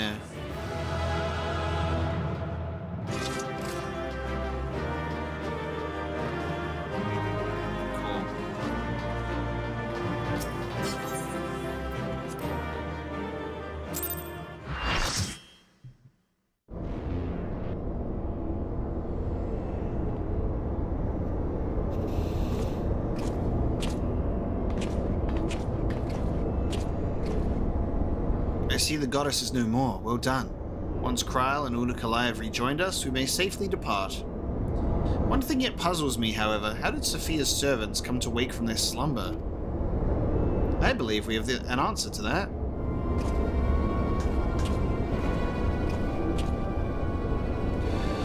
We discovered the remains of a Garlean soldier in an adjacent sector of the containment facility. 'Tis like that the fool ventured too close to Sophia during the Empire's previous incursion and was enthralled for his troubles. Another reminder, if any were needed, as to the incalculable threat posed by these beings. The goddess would not even have been conscious when she claimed the man's will, and yet his mistake granted her the means to release her servants and would have resulted in her own liberation had we not been on hand to intervene. I do wonder that the Icon's pawn was capable of so effectively manipulating the facility's containment systems. How came he by such rarefied knowledge? That too is easily explained. During our investigation, Kryl discovered a subtle flaw in one of the mechanisms which held the goddess in check, a flaw which had been plainly added intentionally. Upon examining the facility's records of the period, we were able to piece together the story. It was a time towards the end of the Third Astral Era when the peoples of Mericidia faced extinction at the hands of the Allagan Empire. Sophia, a being of incomparable cunning, was said to have communicated, I'm doing so good at reading today, is said to have communicated certain plans to her servants through the medium of a trusted oracle. Following the oracle's instructions, they duly conspired with a rebel faction within Allag who we believe agreed to tamper with the prison intended for Sophia, and then the goddess and her thralls chanced to be captured, though we suspect that this had always been their plan. Indeed, the prison was situated at the heart of Allag, and we think that they intended to attack the city from within. They would merely have had to wait for the rebels to exploit the weakness in their confines. But the conspirators' dealings with the Mericidians were exposed before they could enact their plot, and all were summarily executed. It seems that the flaw itself remained undiscovered, however, and might have remained so until the end of days had it not been for the actions of the Archbishop and subsequently the Garleans. I cannot help but wonder what might have come to pass had their scheme been successful. Mayhap the answer lies in the prophecy. Kryl hath the right of it. Its words may be deciphered thus. The cursed Pole speaketh of Sophia's prison, from which she was supposed to emerge at the agreed hour. The Worm King, meanwhile, can be none other than the great Bahamut himself, then yet a prisoner, whom the goddess did intend to unleash upon Allag to set right the scales of justice. That's right, and justice for all. A foolhardy plan. Had it come to fruition, the two of them would surely have razed the realm. Naught would have been spared the devastation, the Mericidians' homeland included. Their home already stood on the brink of oblivion. Mayhap they wished for naught else but to purge the poison of Allag with primal fire.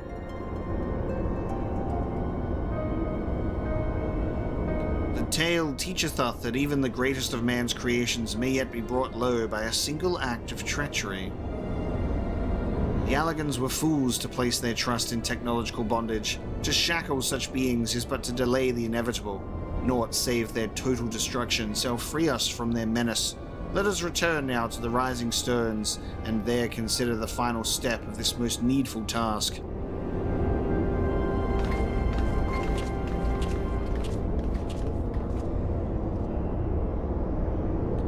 The threat posed by this facility is far greater than you imagine, and one not limited to the Icons themselves. Sophia's remaining servants must be put down.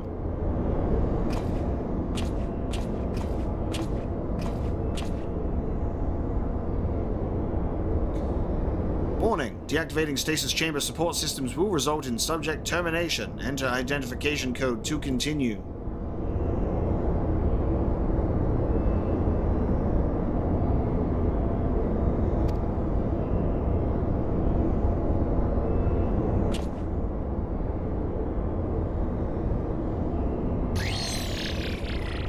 Entering the identification code. Identification code accepted. Subjects terminated.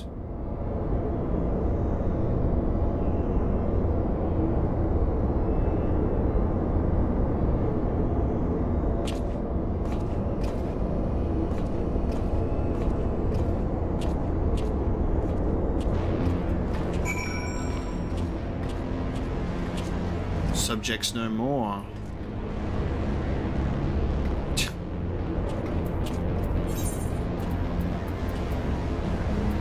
Children. Children!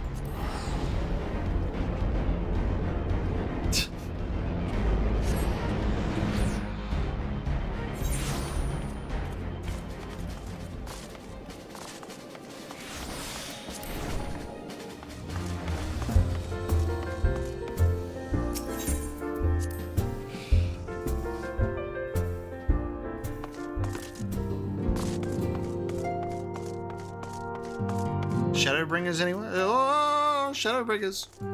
When you keep walking past the Shadowbringers quest to complete something from Heavensward, a persistent foe. The Gallian Empire's 6th Legion has breached the core laboratories of Azizlar's research facility, seeking to prevent the Imperials from extracting the Genesis expression. The Warrior of Light and his allies pursued the Legatus and his soldiers and succeeded in denying him the vital formula. The Gallians claim their interest in primal harnessing technology comes from a desire to constrain the entity's wanton destruction. But while this purpose seems perfectly noble, such control would place the power of gods in the hands of a select group of men. I believe Mobius will be coming back into the fold, I think. That would make sense. That would make sense. I think we'll have Mobius back.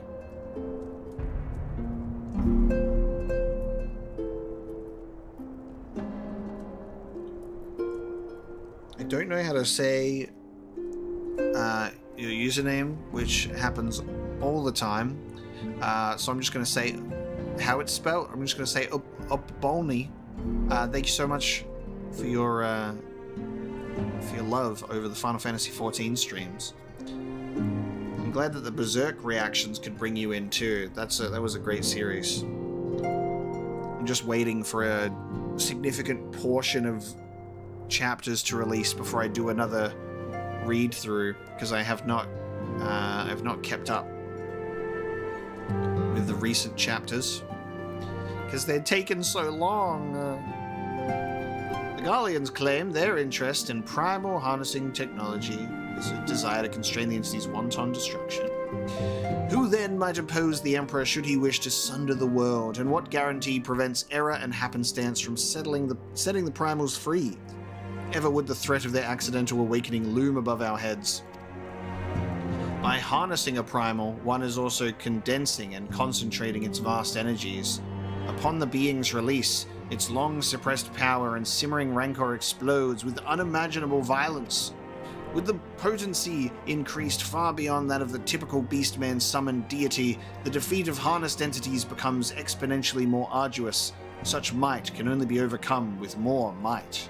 But ultimately, the battle has no victor. When powers of this magnitude collide, they consume immense reservoirs of ether. The star will be drained of life before the clash can be decided, and all will crumble into oblivion. So I don't think that's even about... That's not Sophia yet. I think we get Sophia here. So that was about the Imperials. Is Autumnis Warrior of Light? Archonish Tola mentioned that there was a matter she wished to discuss.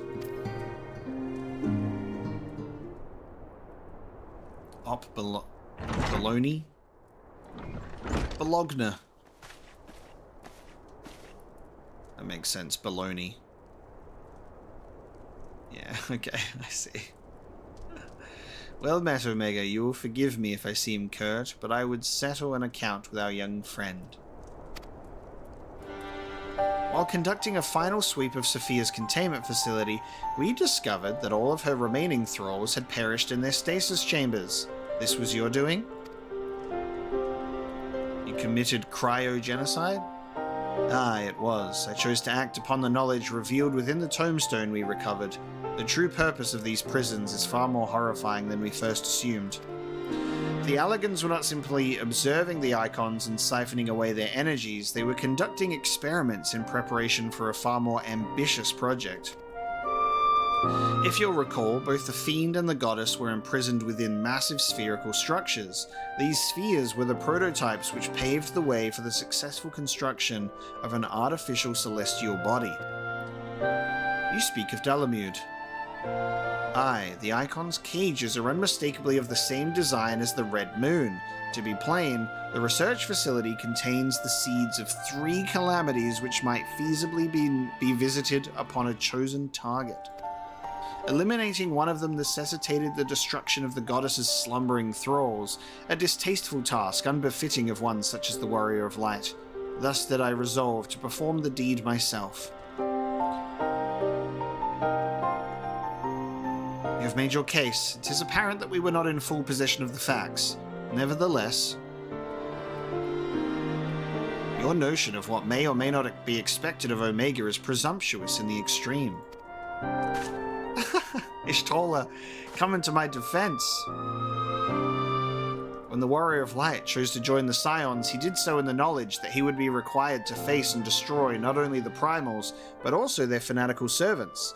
That which you term a distasteful task is, in an essence, part of our calling, a burden which every Scion is sworn to shoulder. Yeah, that's right, Ishtola speaks on my behalf. I see. It would seem I misjudged the depth of your resolve. No matter. Assuming I have made myself understood, we need not speak of it again. There is, however, one other subject which merits discussion. You determined that Sophia's thralls were awoken by a Garlean soldier who had somehow gained access to the containment area, did you not? If that is the case, it seems highly doubtful that the interloper wandered into such a dangerous part of the facility by chance. Dissidents within the Empire claim that the 6th Legion is rife with agents under orders to thwart the Legatus's mission by any means necessary. Lest you imagine that we have allies in Garlemald, I should clarify that their motive is wholly uncharitable. Regular Van Hydrus rose to the top of the Garlean military on merit alone, and is fiercely loyal to the Empire for recognizing his efforts. His compeers, by contrast, rose through the favor of the established order, and would accordingly do anything to see him fail. That they would be so reckless, you truly believe that the actions of these agents contributed to the recent crisis? Aye, and that they pose no less a risk to the realm than those loyal to the Emperor. Plainly, we must needs continue to do all in our power to prevent the technologies of Alec from falling into the hands of man. On that point, at least, we have ever been in complete agreement.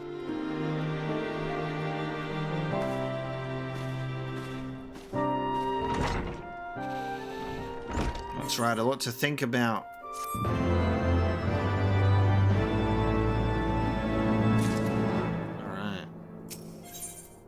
Sophia, the goddess has fallen, and only one pillar of the warring Triad remains.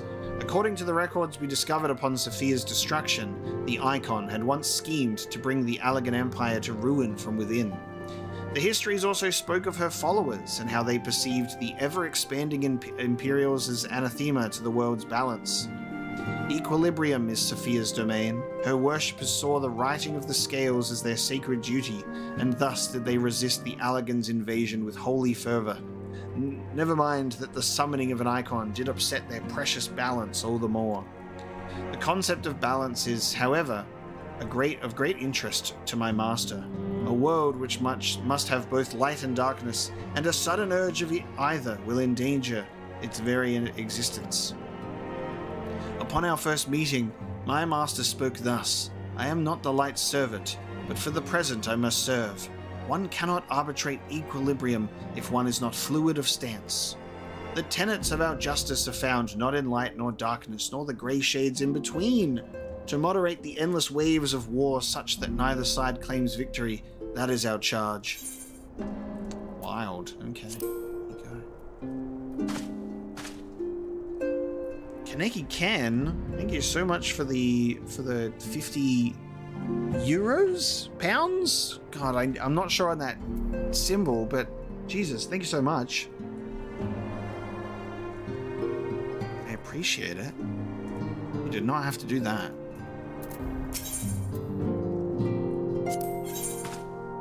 Deific Simulacrum. Alright, the extreme version of Sophia. I'd like you to have this, Warrior of Light. Yeah. It's Euro because it looks like an E, innit? It is an elegant tombstone similar to the one we recovered after your victory over Sephirot. The records contained within describe the goddess at the height of her power and will enable Azizlar's reality augmentation technologies to generate an idealized simulacrum of Sophia against whom to test your skills. From what I have been able to determine, this formed part of a greater trial intended to test Alag's elite warriors. Quite how it will compare to the challenge presented by the Fiend's tombstone, I cannot say. I suppose there is one way to be certain. Visit the verification node on Azizlar and witness firsthand what awaited the champions of Eld. Nice. Yeah, Ken, greatly appreciated. Thank you. The last pillar to fall. A request regarding the final icon of the Warring Triad. Greetings, Warrior of Light, but one pillar remains. Zervan, the icon known as the Demon. They couldn't keep the same naming convention. We had Sephirot and Sophia. This couldn't have been Surfan. I'm the Surfing Demon. According to the histories I have uncovered, this monstrous being was worshipped by a race of Mericidian beastmen. These creatures are the key to maintaining Zervan's manifestation, and we can be sure that many such thralls will be imprisoned somewhere within the research facility. It is imperative that we determine their exact location as swiftly as possible. We dare not risk the near disaster we suffered at the hands of Sophia's servants. As such, your fellow scions have already begun an exhaustive search, but there are several sectors which only you, Kryl, and I can enter without fear of enthrallment. One moment, my door has been knocked.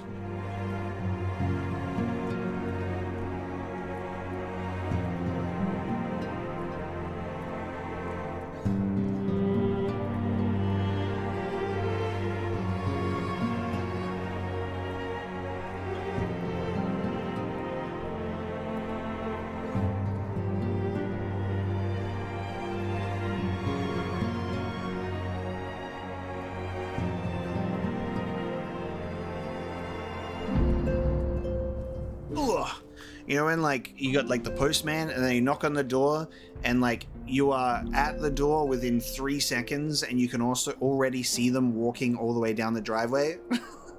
It's like, have patience. We do not exist at our front door. Give me a few seconds at least.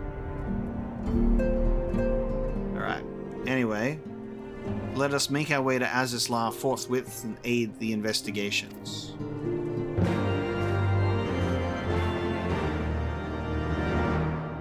Lovely. Alright, back once again.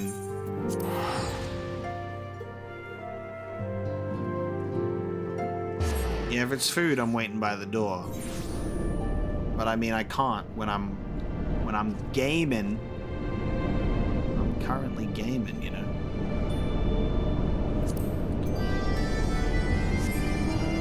Alright, let's see what gets in our way this time.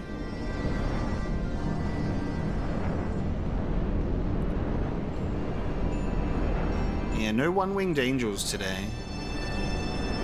Sephirot was a 6-armed, 2-winged tree thing.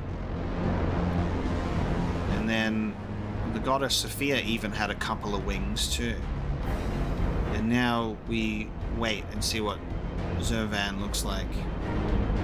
Also with wings, I believe, judging by the nature of these statues on the outside.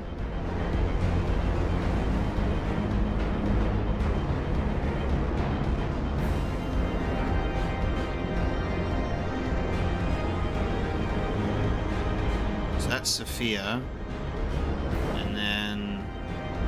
This one is Sephirot, which means this one is our Zervan. Also a couple of wings with a weapon.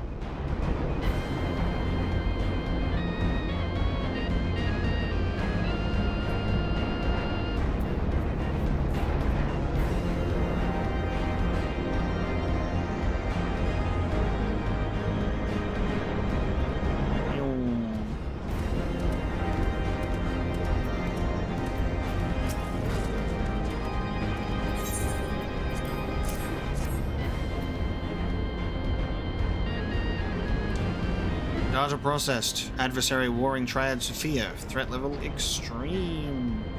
Families of unsuccessful applicants will receive twice standard death benefits. Before initiating this program, elite squad applicants must agree to extensive physical modifier. Data corrupted. Unable to verify input. Applicant agreement accepted.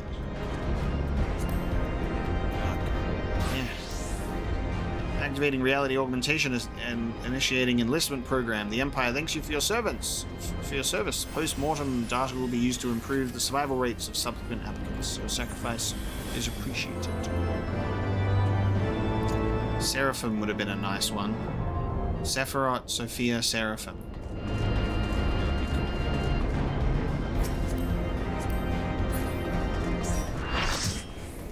A full party.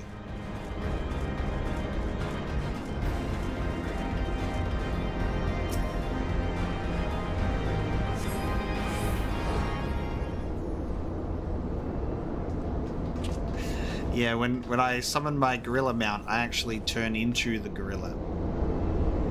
Exactly. That's how I wish that it was.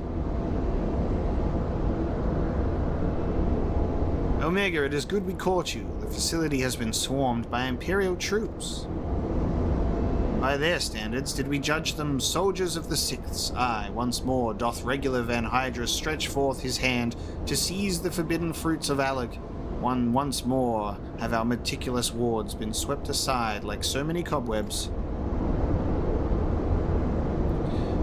Your meddlesome wards were destroyed from within by the pulsating energies of an icon. Use our question mark.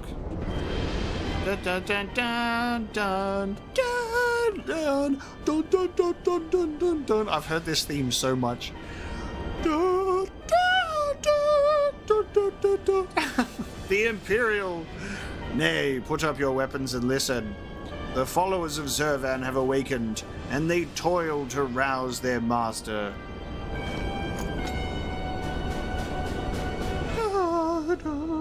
The demon's worshippers yet slumbered when we confronted Sophia. Could the tampering of her thralls have been more widespread than we thought? They shared a common enemy. 'Tis not unthinkable that they would seek to free all those the Allegans had imprisoned. Yes, the cage doors are open, and whilst you stand here, quibbling over who picked the locks, my soldiers are inside the facility, risking their lives and their sanity.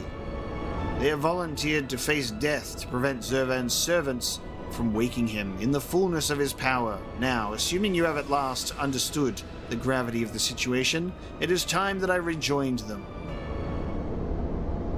But you cannot hope to succeed. The Icon will enslave the minds of any who draw near. Thus that I seek out those with the power to resist his influence. Aid us, and mayhap my men will not perish in vain. Now this is a development.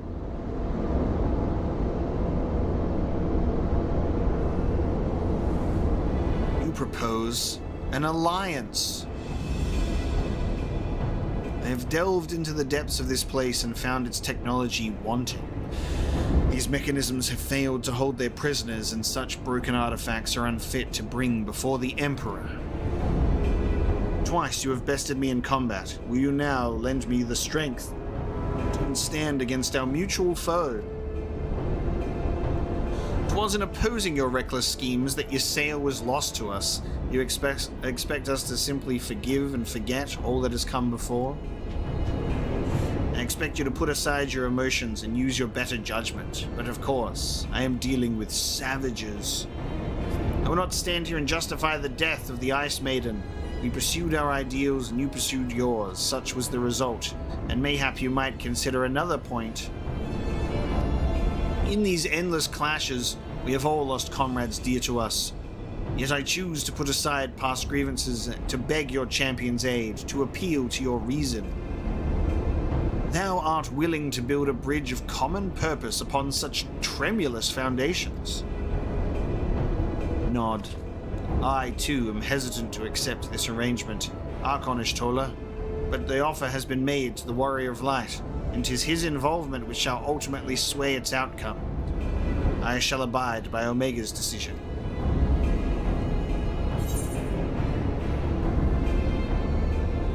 Zervan must be stopped. It's gonna happen whether we want it to or not.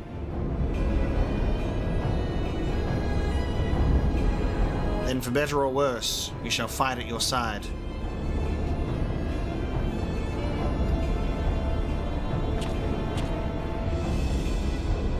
Mistress Kryl and I are also resistant to primal influences. We shall aid you where we can. Then let us be on our way.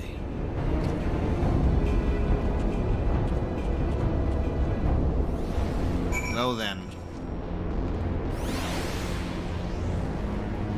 And as that scene ends, I just gotta quickly go and grab my my breakfast from the door as well, because my food has arrived.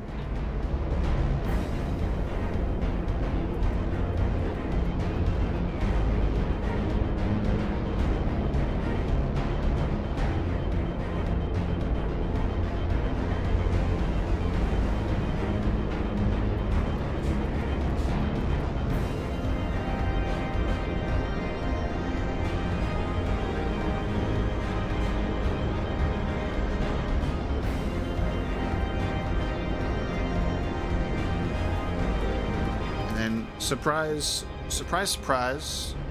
It's a bagel. Who would have thought? He's eating a bagel again? Unbelievable.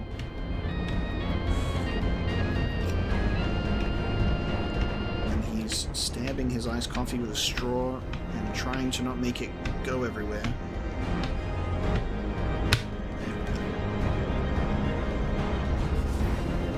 Spilling any of that precious food.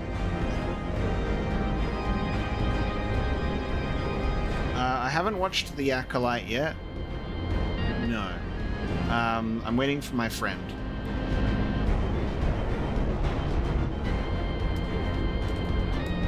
We'll watch it together. But he's been busy, so I have not watched it yet. But I'm excited to. I'm hearing a variety of people enjoying it and some people not enjoying it, and that's Star Wars for you. So I can't wait to see how I feel about it.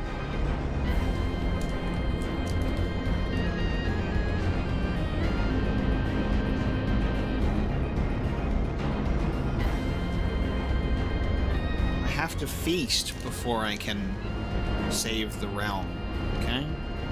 At least half of it.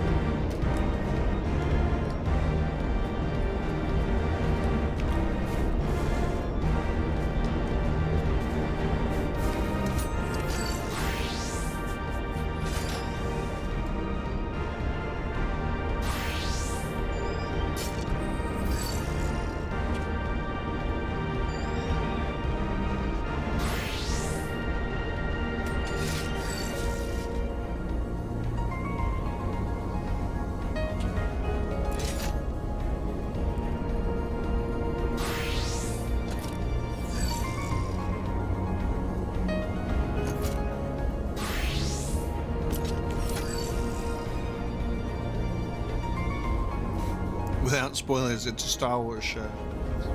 And the funny thing about that is it can mean anything.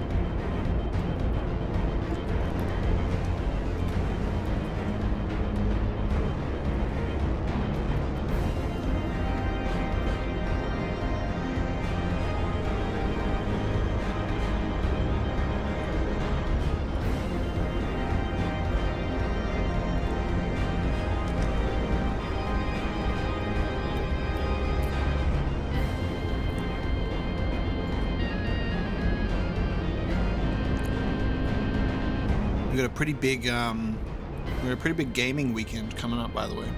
We got like Summer Games Fest, and then we've also got the Xbox Showcase a couple of days later.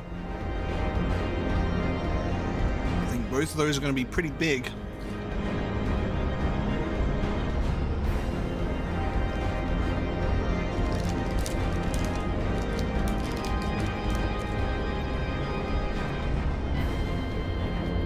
I do wonder, like, what the mood is going to be like on the Xbox Showcase, considering the depressing news recently.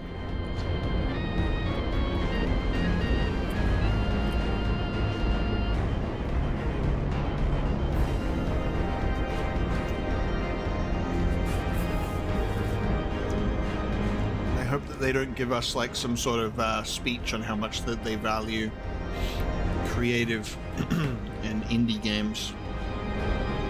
Things that will surprise people, like Hi-Fi Rush. We need more of that.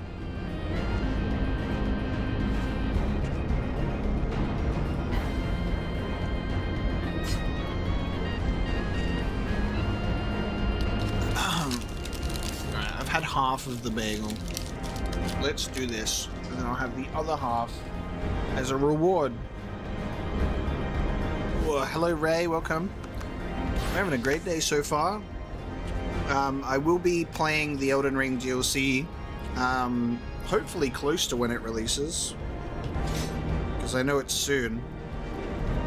So the plan is to do that, but we'll see how we go, because I do have a few games going on at the moment. So it might be quite a little bit after release, but that will at least allow people to play it ahead of time before watching me go through it. Our companions have already passed through to the research facility. We should not lag behind.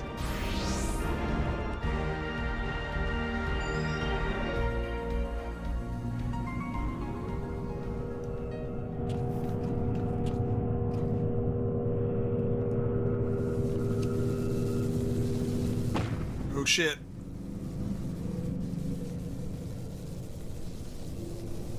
The demon stirs.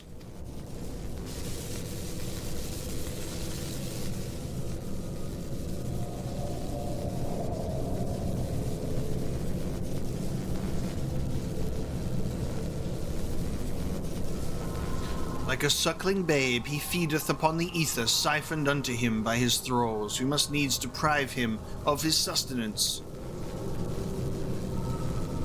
And we destroy those devices. Oh god, hello.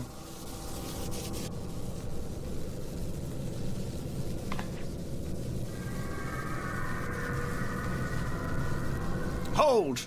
Witness your soldiers!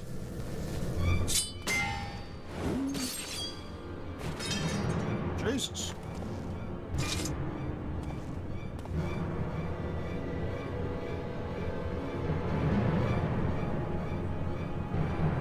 They have turned against one another. Even half awake, Zervan corrupts and converts those who enter his aura.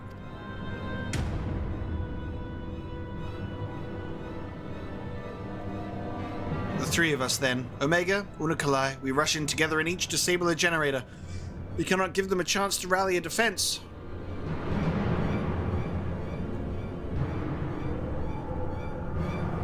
There are 4 mechanisms by my count. If I can avoid the Icon's miasma, my blade will make short work of the last one.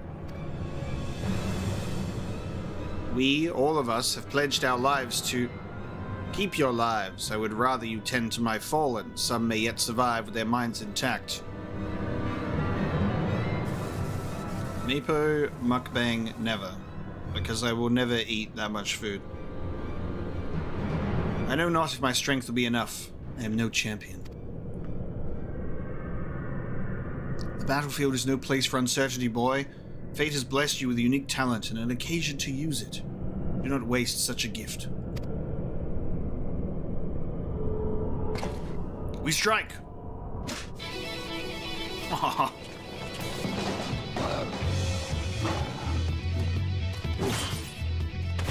Yo, okay. Alright, cool boy.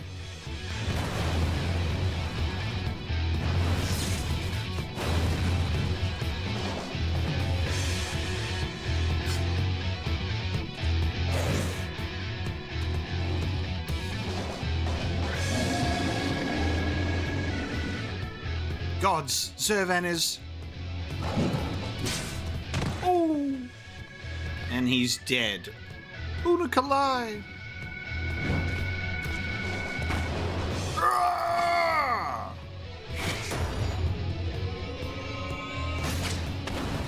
Bro, now that's a gunblade.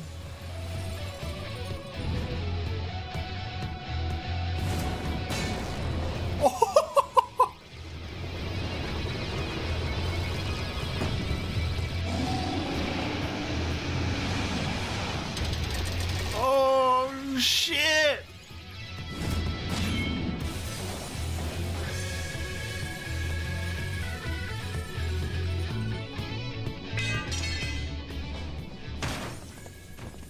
Whoa. I mean, if there's one way for this dude to go out... Now that's why we don't see him in Stormblood. Dude went out like a champ. He saved Unukalhai's life. He slumbers once more. You saved me. Why? I told you, boy. Yours is a gift too precious to waste. A gift the Emperor may one day have need of in his war upon these untamable icons. Emperor Varus, he raised me up from the ranks, stood against my detractors. I gladly give my life in his service. You must finish this. Slay these leeches upon our star. Kill them all. Kill Zervan. Damn, I thought I was going to be the one to have to put this guy down. The fact that he actually gave his life to save one of our own here. God damn. We must needs withdraw and prepare our assault. At the cost of his very life, the Legatus have prized open for us a window of opportunity. God damn, dude.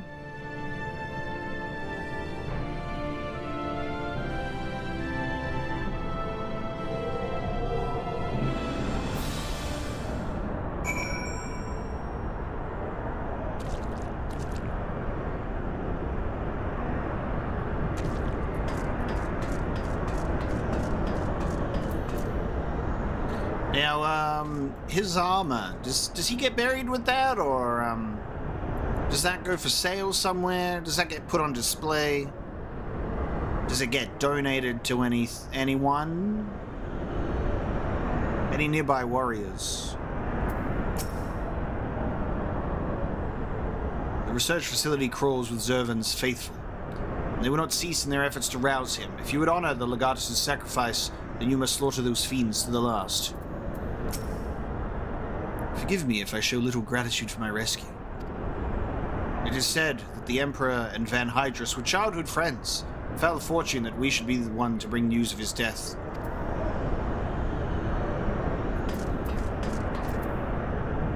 God damn.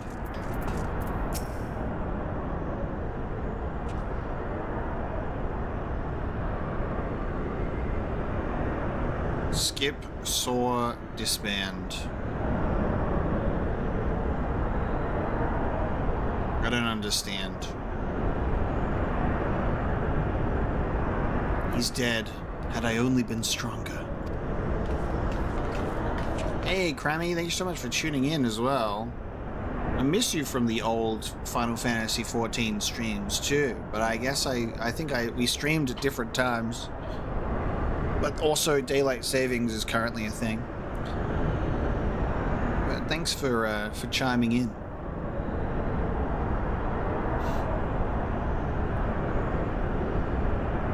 It's from when Zervan the X was new, people would threaten to disband a party if they didn't skip a mechanic. Okay. Enough of that. There'll be time for regrets after we've rid the world of Zervan. Kryl has the right of it. The demon has fallen back into torpor for now, but we must act swiftly if Regular's death is to have meaning. The survivors speak of an army of thralls loose in the facility, and we must assume that these followers continue their efforts to awaken the icon. Let us then concentrate upon diverting them from their task. Mistress Kryl and Master Unukalhai, prithee secure the controls to Zervan's shackles and limit the restoration of his might. Archonish Tola and I shall forge ahead and strike down those thralls as would seek to harry you. Warrior of light, thine is, as ever, the most perilous duty. Gather to thee thy trusted companions and extinguish from this realm the fires of the demon himself. Salah, welcome to the stream. We're doing good.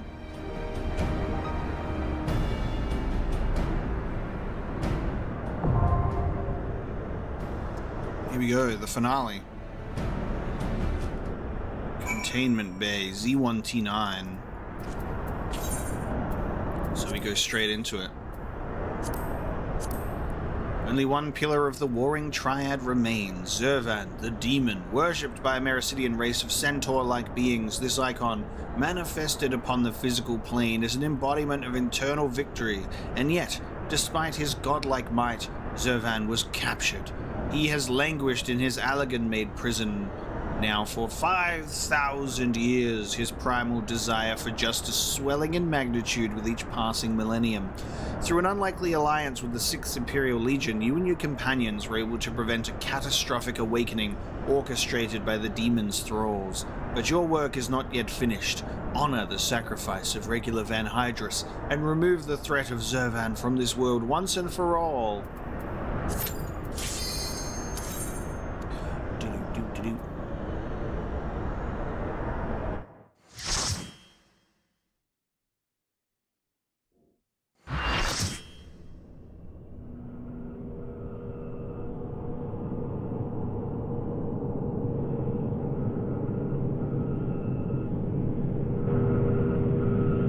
There's been enough sacrifice for one day. We must take the chance we've been given and defeat Zervan now. Okay, so it's, yeah, it is Zervan, not Zervan, it's Zervan.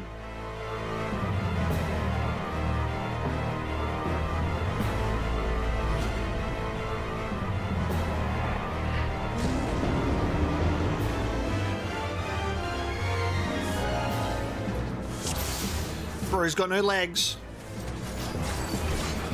Initiating final disengagement sequence.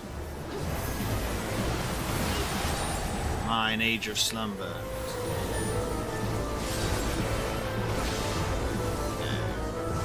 I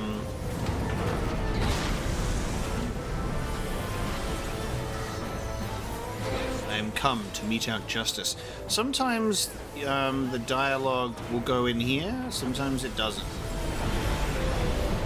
This dude is destroying the arena. Okay. He who shall bring slaughter and ruin. We're on the final pizza slice. What do we do now? Zervan is released from containment. He's got legs! Oh, wait, no, he's just got more arms.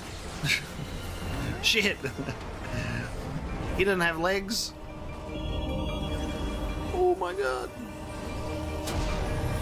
Wow. Okay, that's a cool voice. Only some of his dialogue has voice.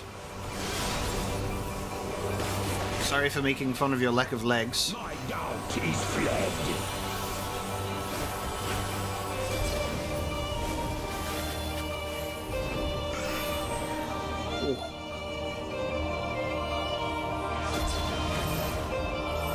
He doubles himself.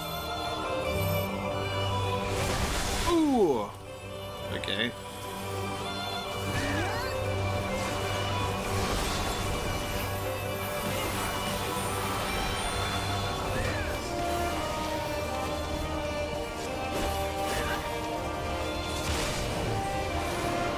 Probably shouldn't have tanked that. I was too busy looking at my fucking hotkeys.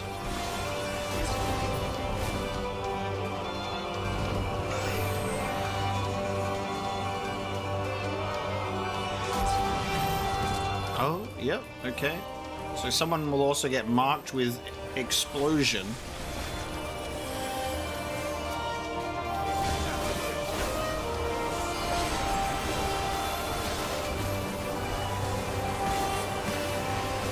By sorrow's chill doth all become ice.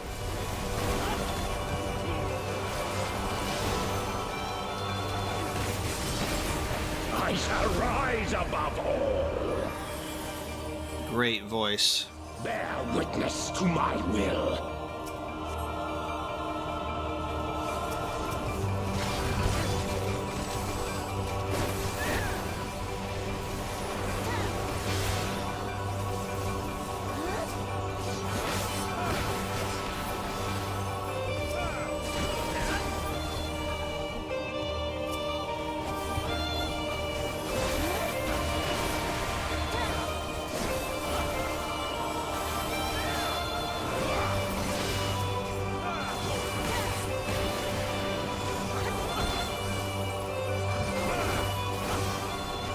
Execrated will. Oh god.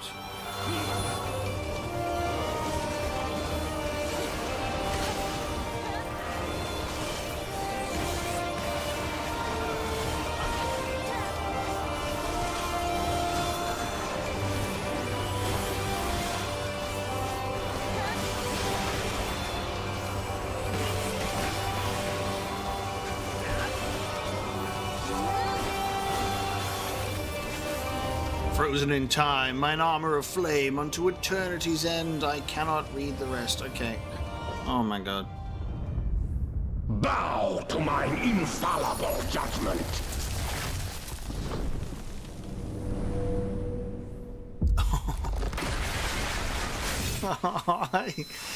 He's broken through the screen and shattered me. Down for the count. Holy crap. Dude. Suffer in endless torment. So sick.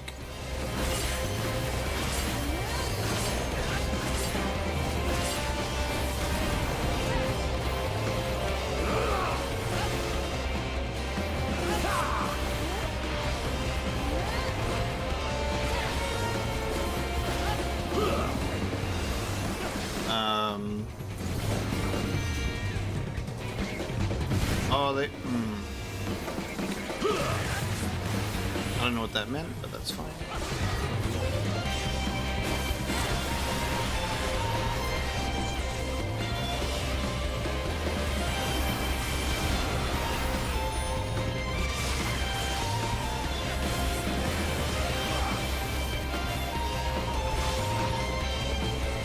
Wave cannon.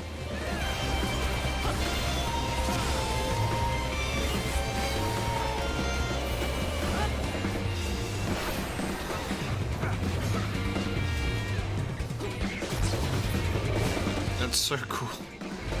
But he splits himself up. Okay, I have an orb this time, so I'm gonna blow up, apparently. Yeah, I'm dead.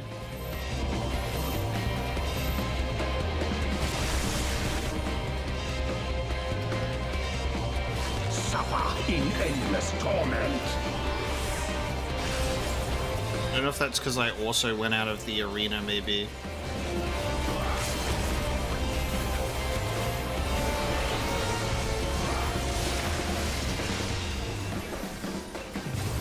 If such is my fate. I'm not defeated. That was a fun fight. The music was great. Also, love the voice.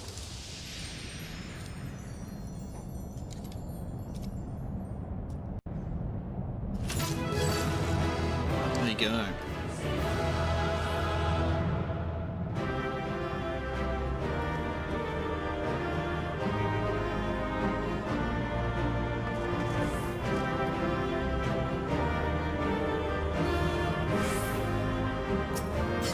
I was marked with a red orb, and then I ran to the edge away from everybody else because it looks like that was an explosion.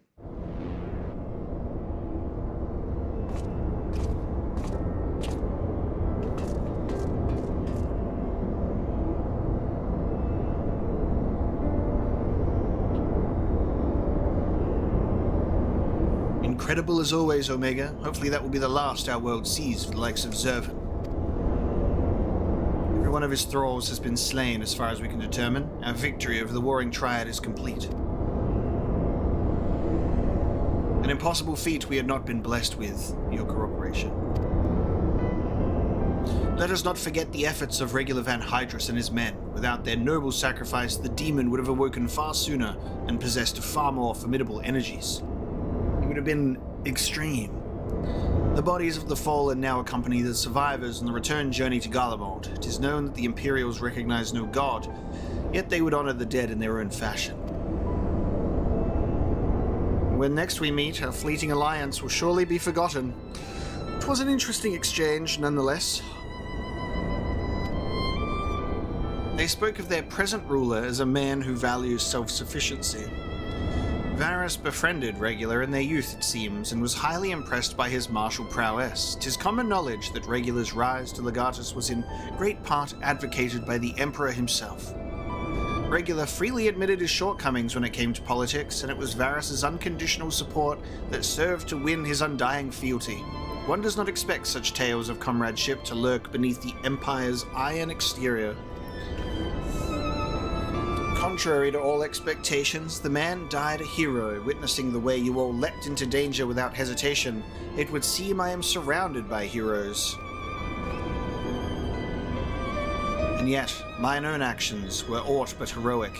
I have not the qualities nor the character to stand at the warrior of light's side. A curious thing to say. Are you truly concerned that you do not measure up to some arbitrary requirement? If you knew of the path I walked to reach this place, then you would understand why I doubt myself so. Return with me to the Rising Stones, and I shall tell you of it. We're about to get some information.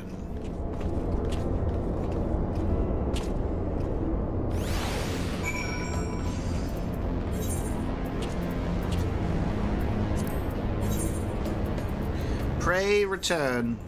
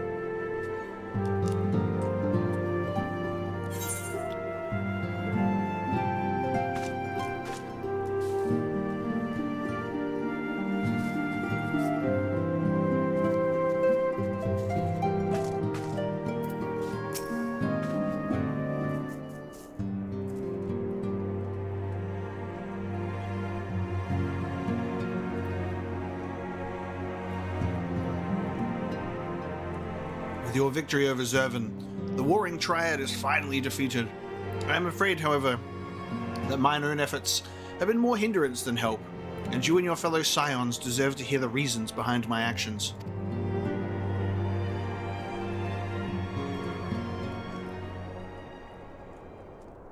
What's he gotta say?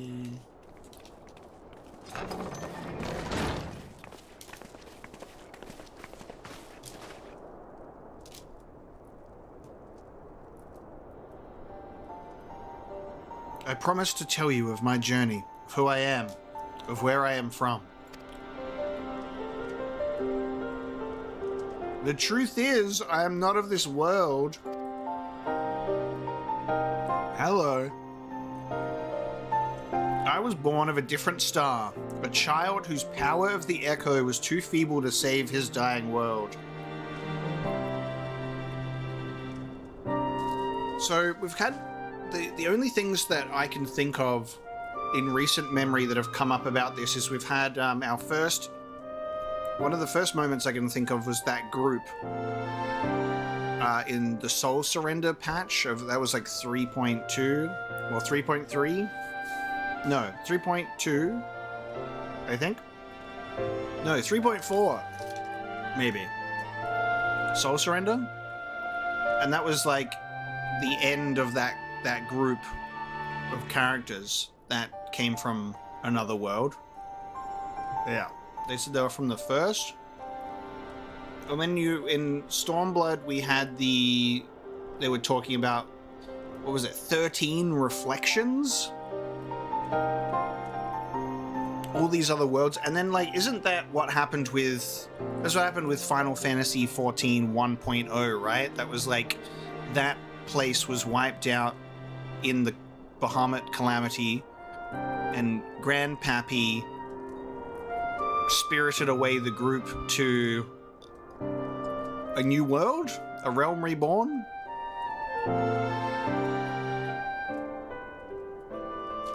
So they're sort of giving you that information that there are multiple worlds.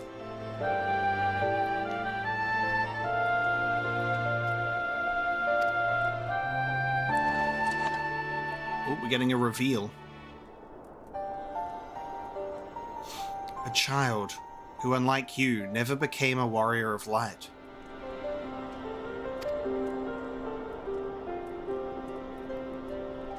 When all I knew stood on the brink of destruction, I was yet half grown.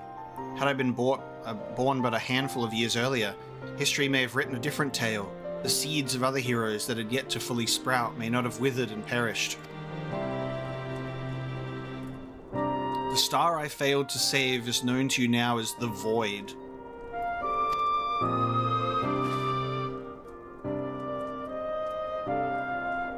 It's crazy how this can still manage to tie into the larger narrative in this way too, you know? Though Omega knew not that I spoke of my homeland, I have explained to him before the cause of its ruin. A magic was devised to contain a defeated primal's might within a stone known as Auracite, and the energies which bled from this imperfect vessel gradually corrupted the champions who wielded it.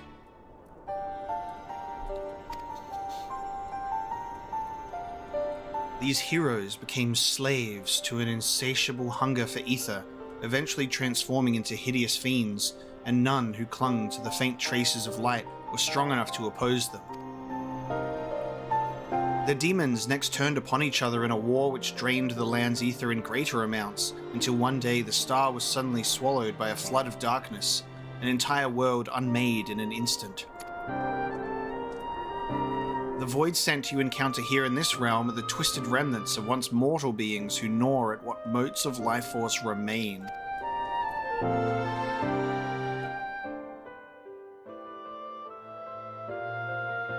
Ascian.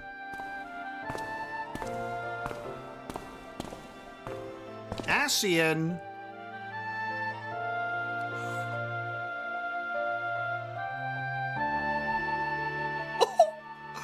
Excuse me?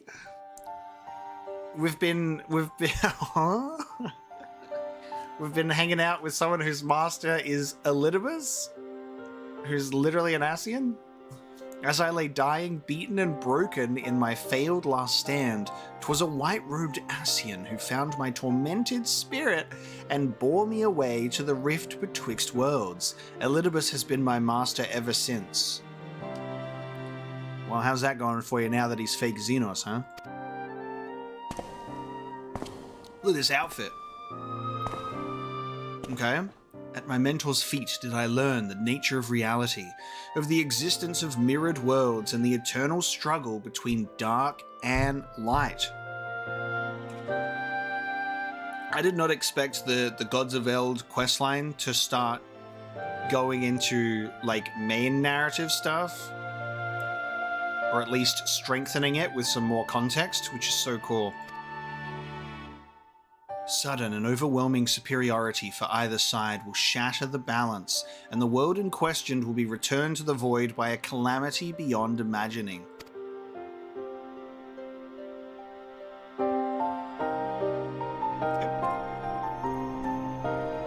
As the self-appointed custodian of this balance, my master warned me that the source, the first of all worlds, slips perilously close to oblivion.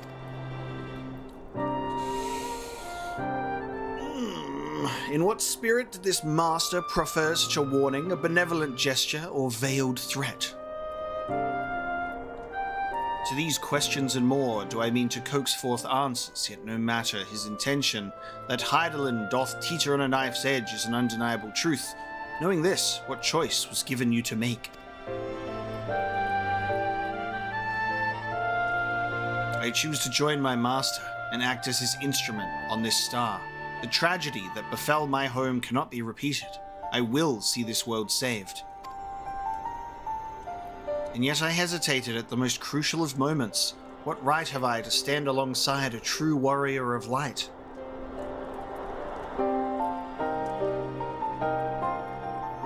In thine own words, thou wert called before thy time, and I offer that thou dwellest overmuch on the question of what maketh the hero.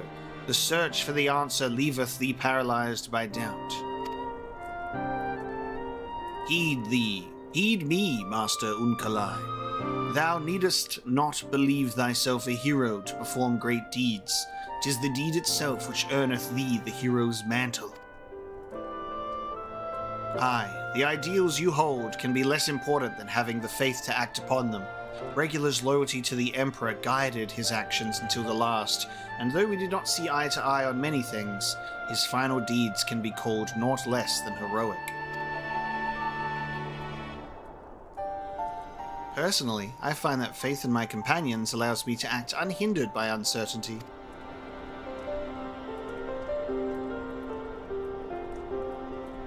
I know that should I ever falter, Omega and the others will be there to support me, or steer me back onto the right path if needed.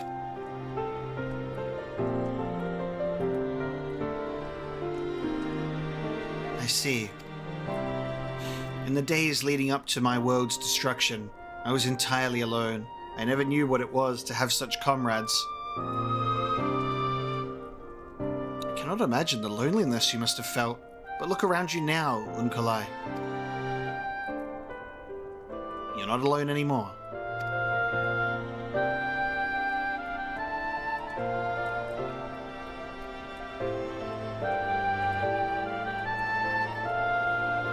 The circle of nods.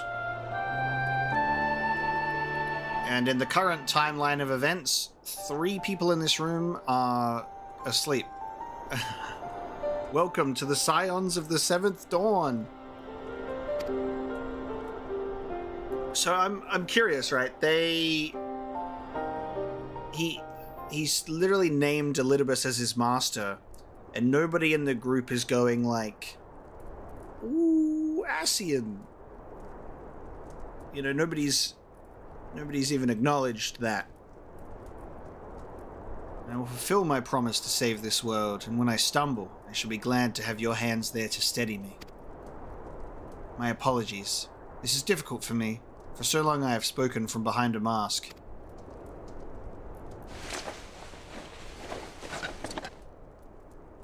We should all feel comfortable speaking without such concealments. I should hope that you appreciate the irony of that statement, Orianger.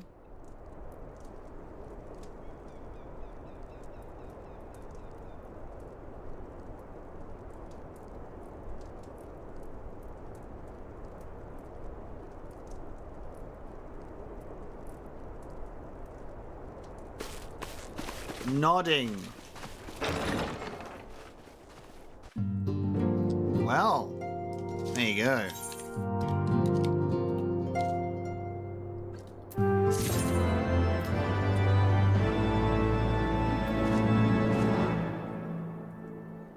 So, the group is aware of Elidibus and his name at this point, right? So, like, why didn't that get a reaction out of anybody?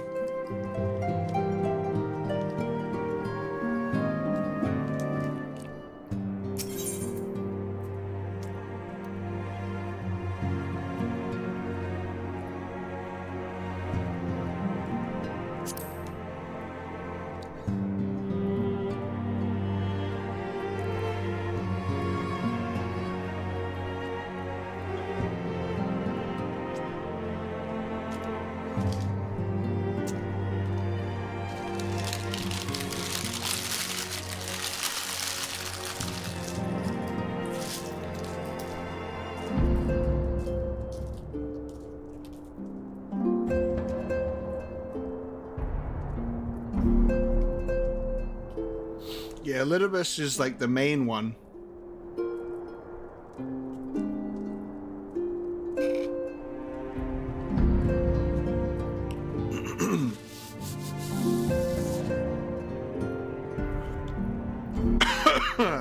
Sorry, excuse me. Chapter 4, Zervan. The followers of Zervan were broken from their slumber. Likely the doing of Sophia's worshippers, and immediately began attempting to rouse their master in the fullness of his power. We found ourselves in the unexpected alliance with the forces of the 6th Legion and rushed inside the research facility to put a stop to the thralls' ambitions. Although we succeeded in this initial endeavor, the effort cost the lives of many Imperial soldiers, including that of regular Van Hydrus himself. Seizing the opportunity their sacrifice bought for us, the Warrior of Light led a company of echo-blessed champions against the half-woken demon and cast down the final pillar of the warring Triad. Upon discovering the flaws apparent in the Allagan's technology, the Legatus chose to abandon its acquisition and look to recruit the aid of the Scions with nary a moment's hesitation. His was a decision motivated not by glory, but by loyalty to his Emperor. Above all, he strove to enforce the will of his childhood friend and ensure that the primal threat hanging over this star would be eradicated. Over the course of our quest to eliminate the Warring Triad, the meddling of the Garlean Empire has been our greatest obstacle. That an officer so lofty within its ranks should recognize the danger and make such a rational choice is a significant development in our war against the Primals. Ere the star upon which I was born became the Void, the champions who lived upon it chose to embrace self-destruction rather than cease their infernal conflict.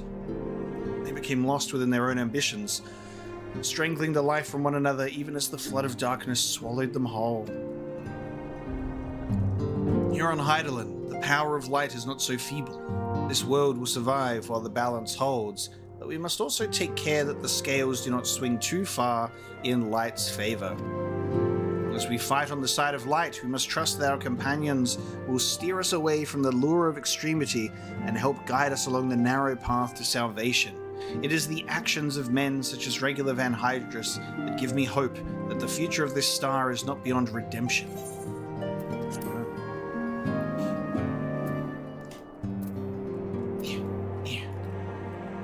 Why won't I? Thank you. A demonic duplicate. Look at the extreme version of this. Whilst we were examining the controls for Zervan's shackles, I found a tombstone that may be of interest to you, Omega. Would you like to take a look?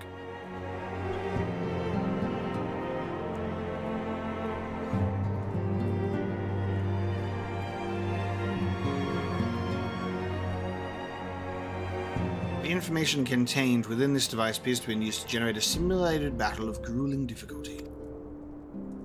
Challenges would be pit against a simulacrum of Zervan, the power of which had been enhanced to the icon's highest conceivable magnitude. It is described as a final trial for the most elite of Elag's warriors intended to distinguish the truly exceptional among them. I have witnessed no champion more exceptional than the Warrior of Light. Are you not curious to see just how powerful Zervan may have been? I urge you to visit the verification node and undertake this ultimate test of the Allagan elite. Should we do these extreme versions?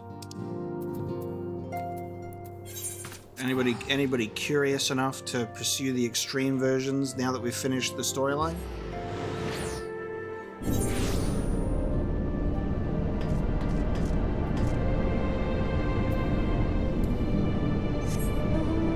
I became a giant gorilla.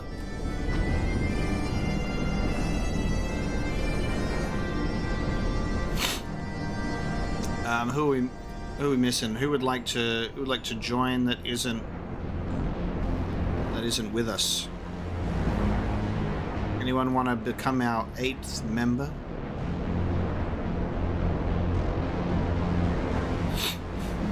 I wouldn't mind at least trying one of them just to see how it is.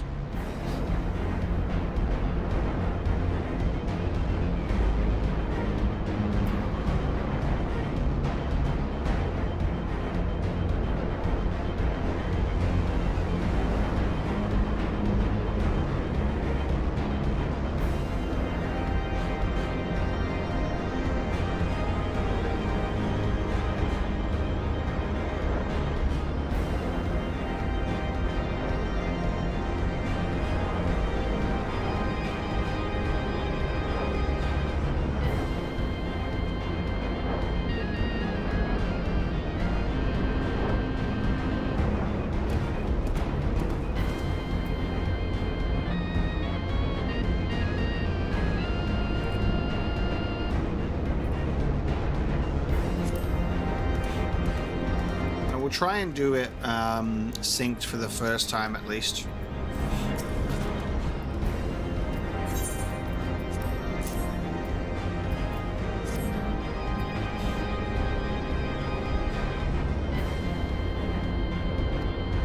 The final qualifying test for surviving Elite Squad enlistees. Participation is only permitted to candidates who agree to unrestricted biopsy procedures. Enlistees who successfully complete the program will be certified as genetically superior and must submit to cell harvesting. Elimination trial survival rates currently calculated at 1.9%.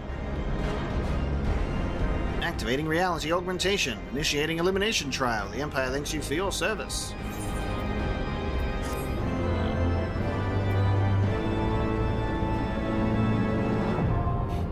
Okay.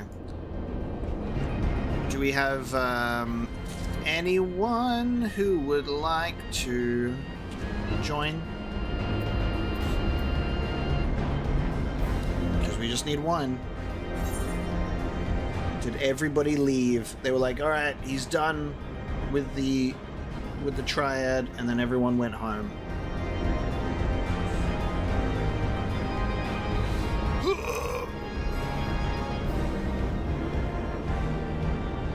Just to do a little bit more on this stream, it would be cool to at least try it out.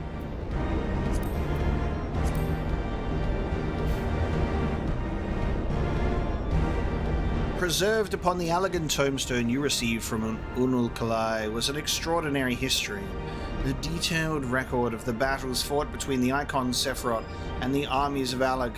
After feeding the account of this epic conflict into Azizlar's verification systems, you have succeeded in activating what the node describes as a combat simulation. Can the enigmatic technology of the ancient empire truly manifest an enhanced simulacrum of the formidable fiend? Can this artificial incarnation truly surpass the threat posed by the original Sephirot? There is but one way to know for certain. Well, I mean, I can do it, but when we're waiting for another DPS, it's more than 30 minutes, apparently, is the wait for that one. I mean, we don't know if that's going to be true or not, but, like, I can either sit here... Yeah, I can sit here and not get anybody. You never queue for extremes? Okay. Revan. I shake my head.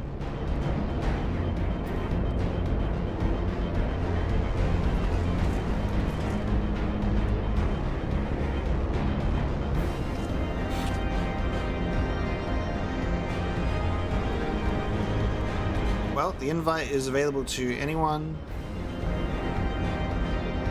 who is available.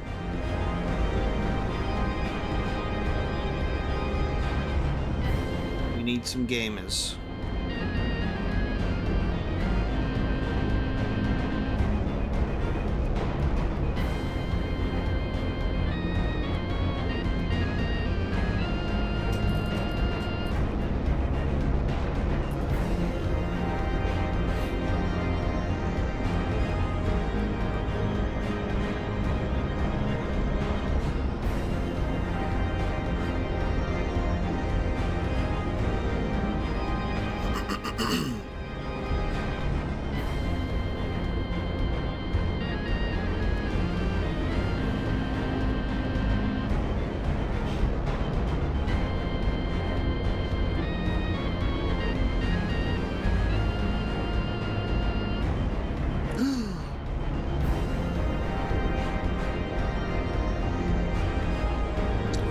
Well, the result is either we get one person or we end the stream.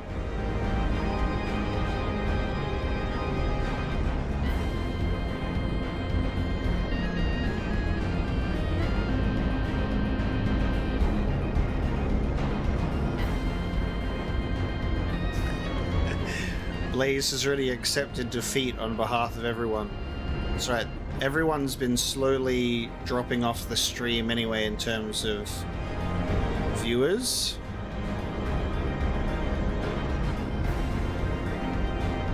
unfortunately. The one time I'm like, shall we try an extreme? And we can't get an 8th person, sadly.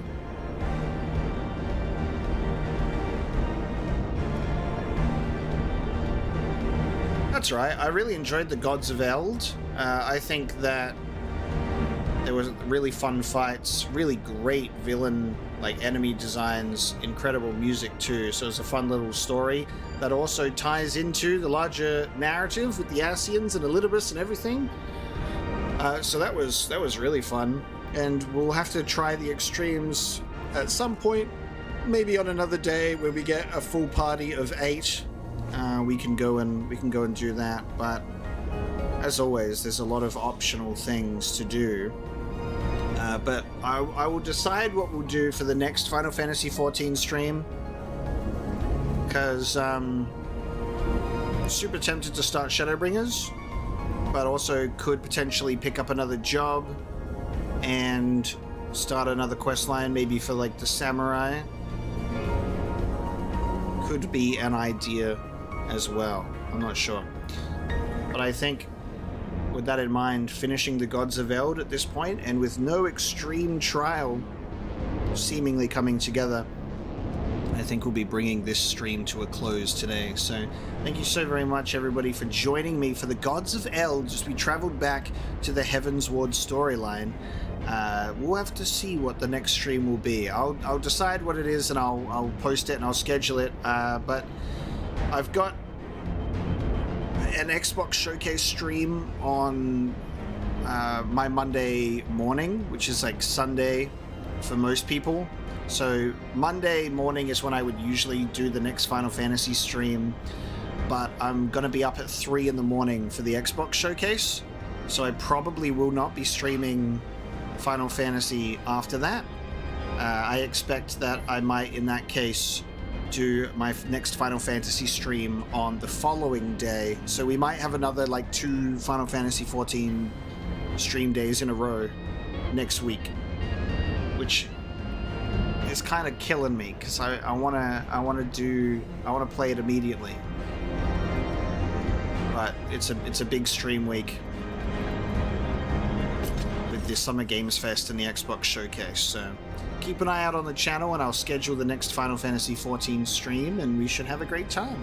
So thank you so very much for joining me, everybody. Hope you had a good time. Thanks to those that joined me in the Gods of Eld trials, and I will see you next time.